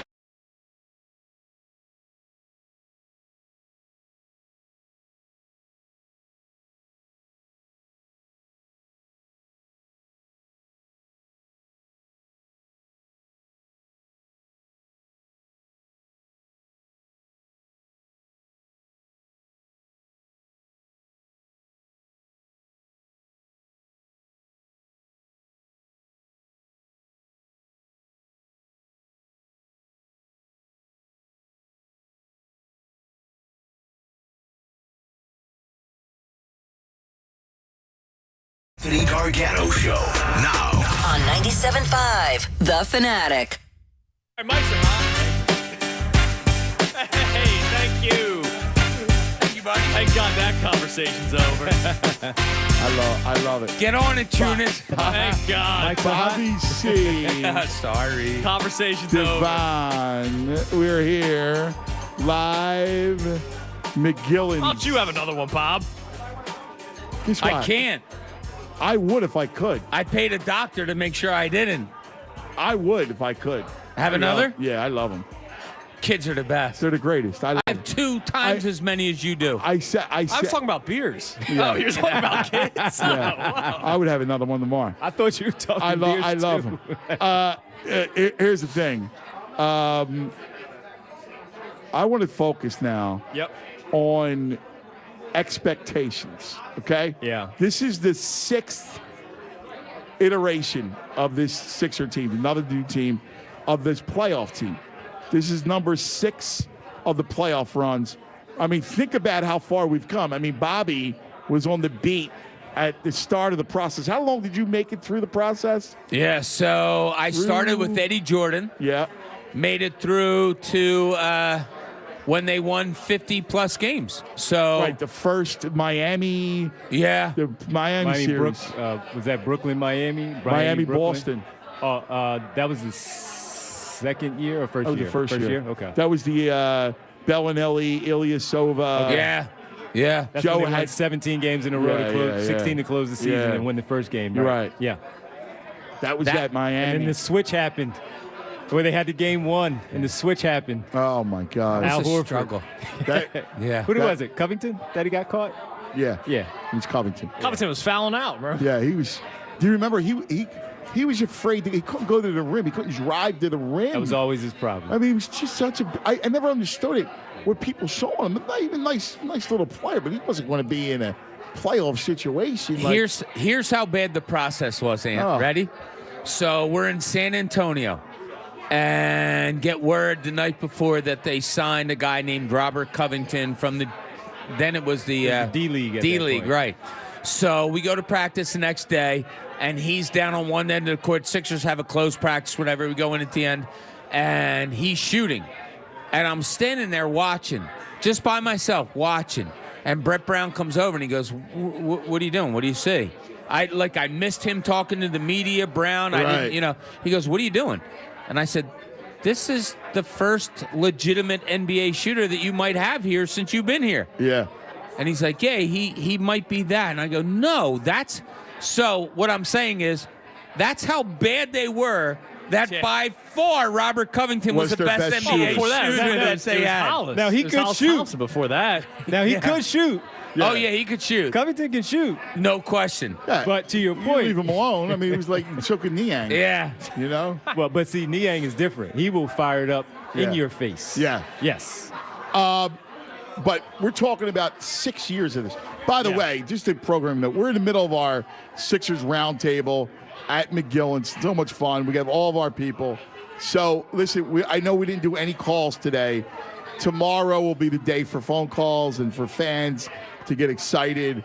So forgive us. Today's, kind of all of our Fanatic guys together to kind of do it. So I want to give everybody a heads up. Tomorrow will be for all the phone calls. What are your expectations? I know you and I have talked about this a little bit ago. I think it was All-Star Day where we had this talk. I haven't talked to Bob and Drew about this much. I think we differ, and I think this year, as you said, for all of those reasons, because of the 6 iterations, the changes, and even the uncertain future of James Harden and what that can mean for PJ Tucker, too. Yep. I'm NBA Finals. I didn't say you have to win it. You have to get there. Listen, I hear you. Last year and some of the other years, I'm like, go ahead, get to the Eastern Conference Finals and let's see where things develop from there. Yeah. I'm different this year because of all of those things. Because if you don't win, there might be a coaching change. If you don't win, the guy's going to take the player option and decline his player option, decide to opt out and explore the market, which we don't know is a lock that he's going to come back. What that might mean is a domino effect of his friend and PJ Tucker, who signed here for 3 seasons. I don't know all of that. So with the potential of all of those things maybe being busted up, the 6th time this has happened, not what the other teams have done as a result of where I am going right now because of all of that of the previous 5 years. Right. It's more of what could now happen in the future. When we were looking at it before, we're like, okay, they lose in the Eastern Conference Finals. That's a step up. That's a development. And look at where we are. Yeah. We're now in year 6. And with that being in year six, what are the frustrations of the franchise player? Maybe mid-season next year where that might have to be explored. So for me, it is NBA Finals. And the other part of it, just to go on it a little bit more, is when we look at these other teams, and I give them all the credit in the world. When I talked about Boston last year, people weren't paying attention in January where they flipped it like the Sixers did in early December. There was a lot of talk about, they would split up Tatum and Brown. Yeah, and then they go on the run, and I'm trying to tell people, hey, pay attention to the Celtics. They're pretty good. We're not worried about the Celtics. Right. Celtics are really good. Milwaukee, really good. 2 teams that have been to the NBA Finals, Sixers have not. Sixers should have been in at least one of those NBA Finals over these. I'll exclude the bubble and talk about the other 4 years because I think they were good enough in at least 2 to get there, including that Ben Simmons last year in 21. And with that, that's why I am where I am today. They have to get to the NBA Finals in order for me to be looking at this one as a bit of a success. And then we talk about how they lost it if they didn't lose it. But hopefully looking at them winning it, because a lot of times it's always something that they did to themselves to lose. Yep. I call this a camel year. All right, real quick, before you go, because I want to set you up, but I also need to give a yo. Yo. All right? We got a yo. We got a yo. We got a yo. Someone that you love, and he loves you. He loves Devon. He loves Tunis. And me, our buddy Tasty Cake Dom, who is rehabbing right now, listening to the show, a huge Sixer fan. Love you, Dom. And right back at it. Hope he's healing well. Yeah, we want to let him know because he loves you guys, and I want to bring him up. Bobby, your expectations? You're going to bring up the camel. Camel year. So you have 2 humps. One is the Boston Celtics, and as you brought up, there is a serious wall between the Sixers getting to where they want to be, and it is the Boston Celtics. That is the biggest hump that there is. If you get through that, Devon, I go right to you. The second hump is getting to the NBA Finals. You have to do it now.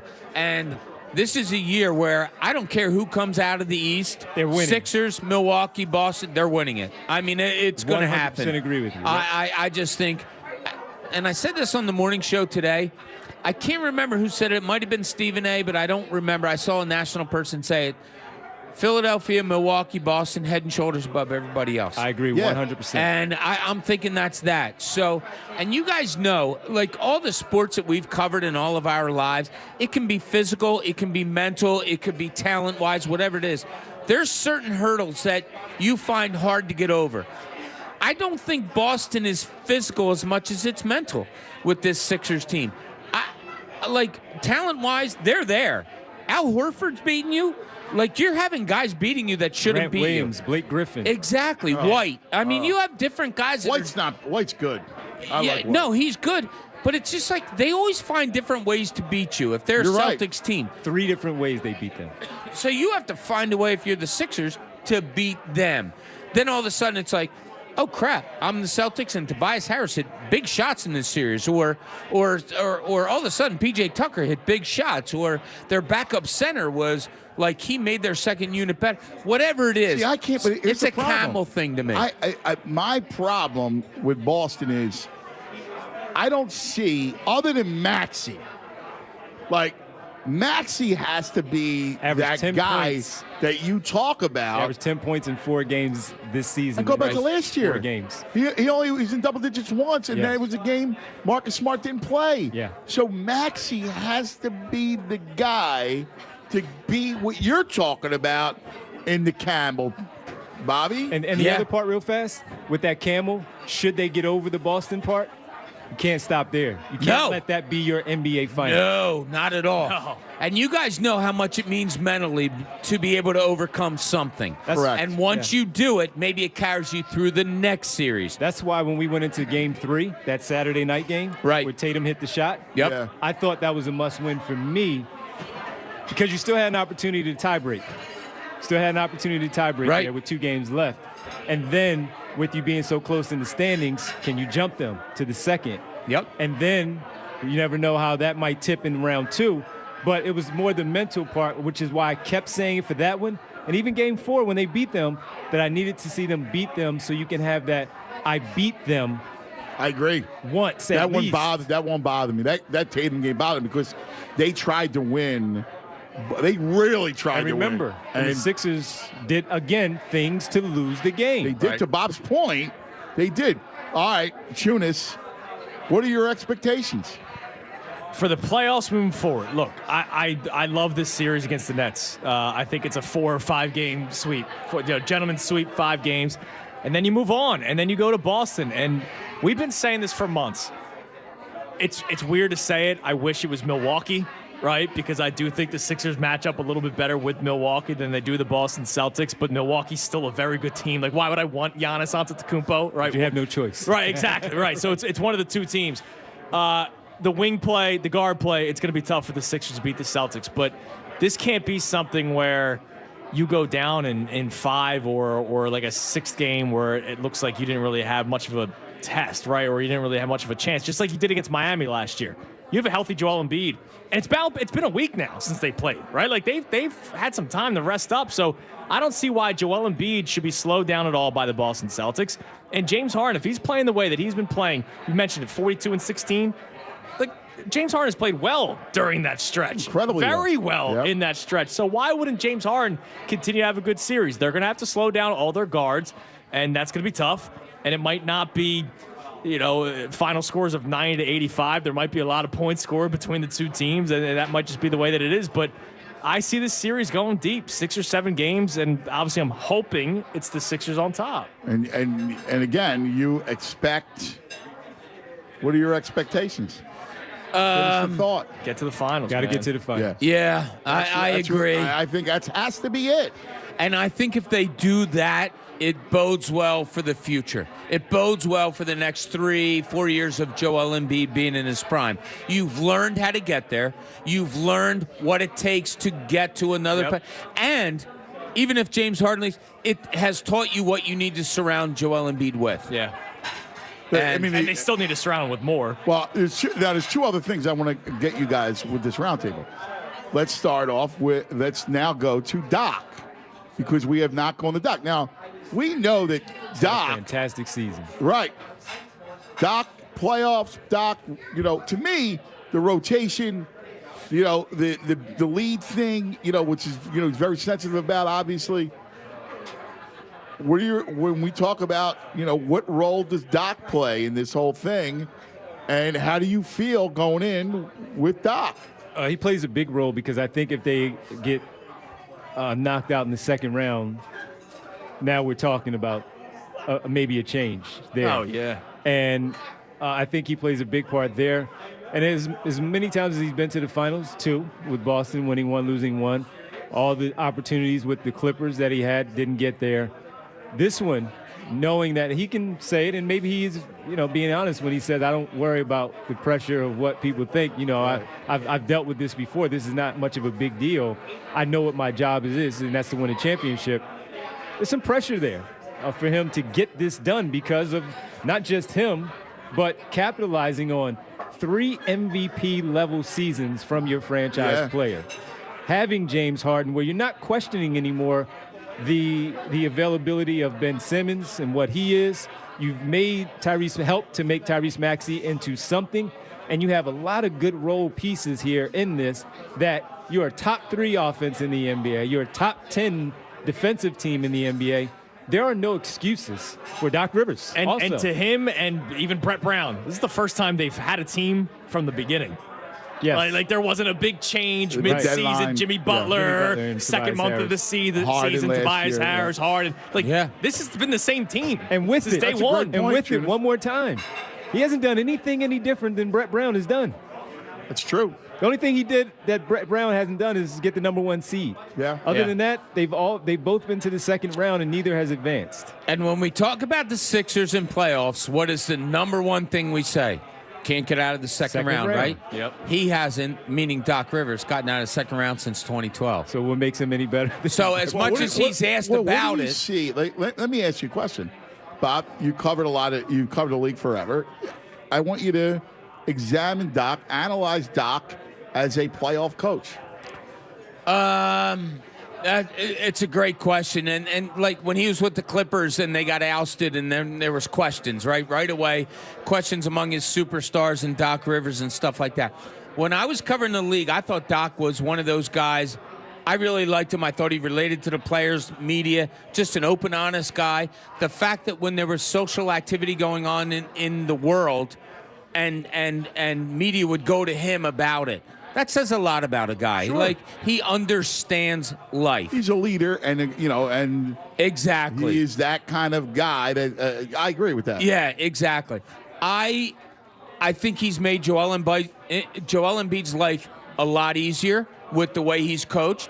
I thought there was a really cool thing, and I brought it up to him the other day, and he laughed about it. But there was a play in a game a couple of weeks ago. It might have been the Boston game, where Tyrese Maxey was walking off the court, and the camera was right on him, and Doc walked to him, and he goes, "What did I just say to you?" And it was such and Devon, we can do this, and Tunis, you'll do it in years. It was such a father moment. Yes. Parental. Yeah. It was such a, what the hell? And Maxey's arms went up in the air, and he started flailing his head, and it was like he turned, and Doc turned around and was like, "Go sit down."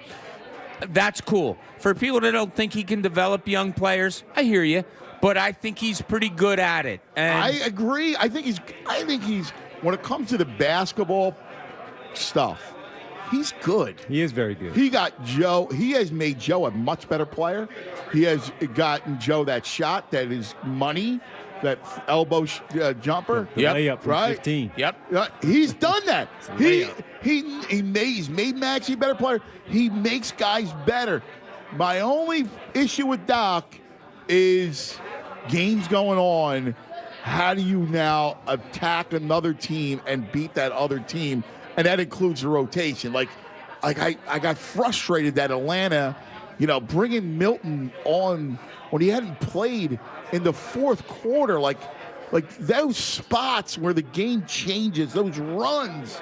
Like, you got to be able to defend those runs and, coach around that stuff. That's my biggest fear with him.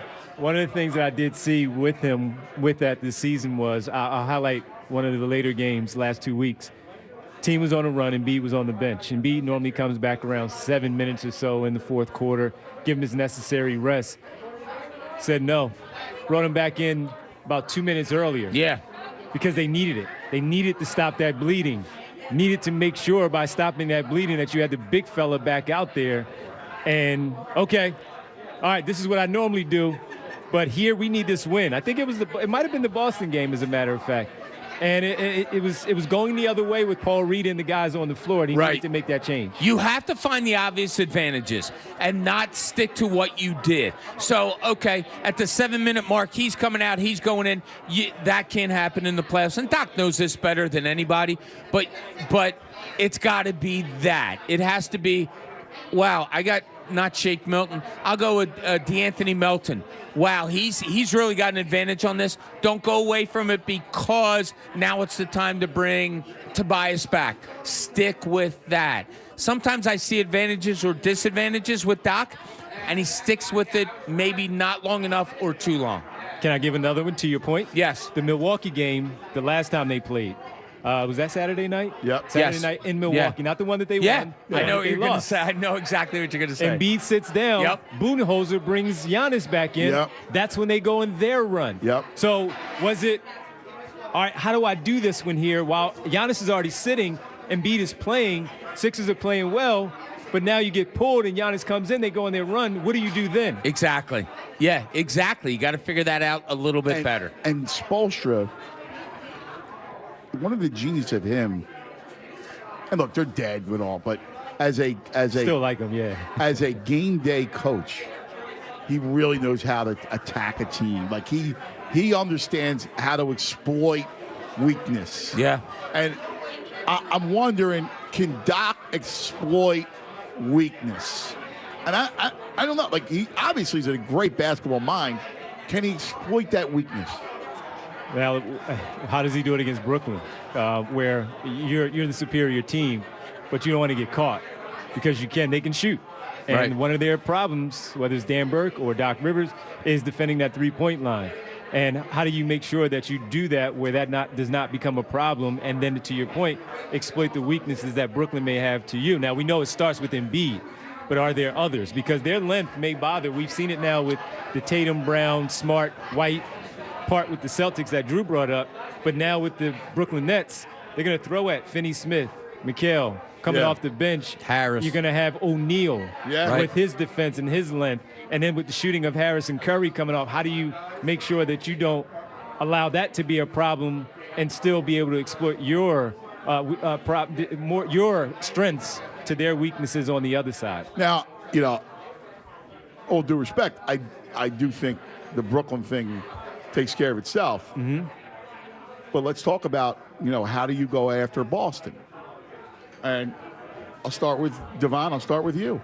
And I'm not trying to look past Brooklyn and all this stuff, but let's be real. We all said it. They should beat Brooklyn. And to make it a success, like you said, you got to get to the finals. That means you got to beat Boston. Yeah, beating Boston. Obviously, it starts with Embiid, but it can't be a thing with Embiid where everyone's now afraid of whatever type of junky defense that they throw at you. You've seen it. Not many surprises anymore. You've seen it. How do you respond to that? So that, number one, I think it starts with the player and him protecting the basketball and valuing every possession that is there against that defense, because you have to. And with that, now with the ball moving around, you cannot let the ball stick against the Boston Celtics. The ball has to be on a spin top. The kid, you got to spin. It has to keep moving. The ball has to keep moving to have them off balance to where you find that matchup you like, and to now get Maxey on the move, catch, go. No thinking, gone. Yeah. I'm going to the basket. Who's protecting the rim? Sure, Al Horford. Robert Williams is coming off the bench now. They're not going to maybe start him against Joel Embiid. He's coming off the bench. Take advantage of that. And if he's doing that, maybe there's a guy sliding, coming to you where the ball is now dropped off for an easy bucket at the rim. The ball has to move. It can't stick against the Boston Celtics. Tyrese Maxey has to move, too. He has to move We talked about it right before he came on. His feet can't stand still in a half-court offense. Because if Marcus Smart's on him, he's going to double up and beat every single time. Exactly, yes. And we've seen Marcus Smart give Embiid fits in his career. Yeah. All right, and Bob, let's look at how do you deploy the offense. Let's say Boston says, we're going to allow Joel to get his, but we're going to take away everybody else. And so that means I'm going to D up all your shooters, right? Right. It's all about, and it's going to be on, if you're going to beat me, Joel's going to have to score 60. Yeah, well, in that, it says to me two things. Tyrese Maxey has to be on the move. So I'm allowing Joel to score. What does that mean? You're going one-on-one with him. Okay, everybody else is guarding, outside guarding, like facing up. Okay, Tyrese Maxey is a guy that can beat you off the dribble. James Harden, if he does it, it's 10, 12 dribbles, which we know that slows down the game. To me, it's got to speed up. Tyrese Maxey, ball, go. As you said, Devon, like in a half-court offense, I'm not saying give it to Tyrese Maxey and make him create. I'm saying no. Tyrese Maxey, move Move, and I'll give you the ball on the move. And I want to see that stuff. I want to see if he's on the weak side and I have the ball strong side, I want to see weak side picks. I need Tyrese Maxey moving. I need this half-court offense to go.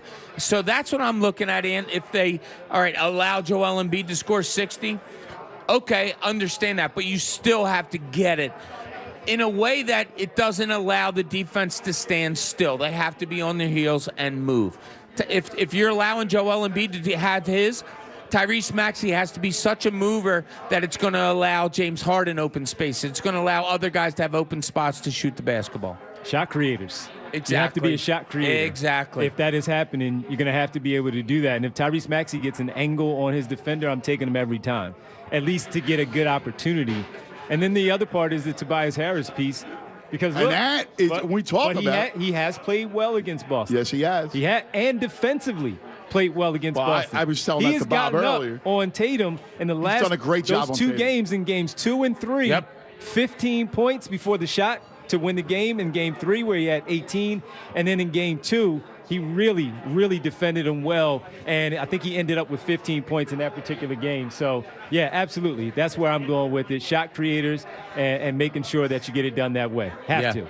No question about it. All right, what do you do defensively, all right? What do you do? Come here, sweetheart. Come over here. Look at this little girl. She's got her Sixers. What's your name? Elena. Say it on the air. Here, go ahead. Come here. Come over here. Go to Uncle Devon. Tell your name. Go ahead, say your name. That's all. Say, go Sixers. Elena. Good girl. Go Sixers. Nice. Nice. There you go, sweetheart. I love it. What do you do defensively, all right? Like, let's look at how do you match up against Boston, and let's look at defensively because we talk about it, D. We talk about Harden and Tyrese. You know, weak link defensively. Like how to attack those guys. Yeah. So how do you, knowing that, how do you defend? Wow. For them, especially with those two guys, it really starts with because they're going to try to attack them and get them on switches. You're going to have to fight over switches. You're going to have to be into it where you can try to get through those switches and stay engaged on every possession on that end. Make them work. They're going to score. 2 all-stars we're talking about, two all-NBA wings in Brown and Tatum. You're just going to have to make sure that you make them work and don't make it easy for them. And also close out on the three-point shooting. I think that's huge. Al Horford, game 3. Yeah. Game 2, Grant Williams and Blake Griffin in the starting lineup for Williams and Horford. They hit 9. That was when he took the shot at Doc, too. Yeah. So Doc doesn't adjust. Yeah. You have to defend the three-point line against them and not let it happen. So where does it all start? It starts with dribble penetration. And if they can do that, look, Boston a couple years ago, I don't know if you guys, I know you remember this, but I'm talking to the listeners. Boston a couple years ago ran high pick and rolls against Sixers and went, okay, I'm going to bring the ball down the court, and you're going to switch, so I'm going to go against you. Right. Because you can't cover me, and I'm going to score. So it's dribble penetration you have to stop if you're the Sixers. Because if you don't stop it, it's going to be either layups, foul on Joel Embiid, it's going to be kickouts, and it's going to be easy scores everywhere around. Somehow you have to stop dribble penetration. The most important thing of everything defensively. I am totally confident the Sixers offensively in these playoffs, they're going to score 150-plus points. Defense is where this comes down to. I completely agree. And past Brooklyn against the Celtics, it's defense, defense, defense. It's got to be. That's how you win. Top 10 defense. Show it in the playoffs. All right, we're winding down, and we're going to make room because the best show ever coming up next. So Connor has a cutoff? Yeah, I was about to say, can you tell your boy to wear sleeves? We got to talk about this, man. Come on, bro. Nah, it's Jersey. Listen, it's All Jersey. right, go ahead. It's a hot Go ahead. Jersey. Yeah, he's all right. Nah. All right. How much do you hate Boston? My number 1 most hated team in professional sports. That's how I grew up. When you Remains close your the same. eyes and you see, and I tell you the Celtics, what's the first thing that comes into your mind's eye? Well, the jersey, number 1. And then you Is it the number 33 on it? It is, but of course I caught him more when it was later in his years. Where Still I really, doesn't matter. But yes, he's the number one, and I was very fearful that my relative would play for the Celtics. I was very concerned of how I was going to have to go about that. Bobby? Number one remembrance, Sedale Threet punching Danny Ainge in the face. I saw that video the other day. I watched it live. Anthony and I saw it live. I saw it the other I hate day. the Celtics. I hate him. Dr. J having his fingers around Larry Bird's throat. How about I hate the scrunchy Celtics. face, the Ainge's scrunchy face? I hate the scrunchy face, but we have to hate the Nets before we hate the Celtics, Ant. I can't hate the Nets. We have to. I already hate Ben, but I can't hate because of my man over here. Thank you. Root for number one. I can't hate him. I root for Sixers him. will- I don't root for the team. Sixers will win. Fair enough. Right, Tunis? Yes, 4 or 5. They will win. It's not going further. And then it'll Devon. all be about the Celtics.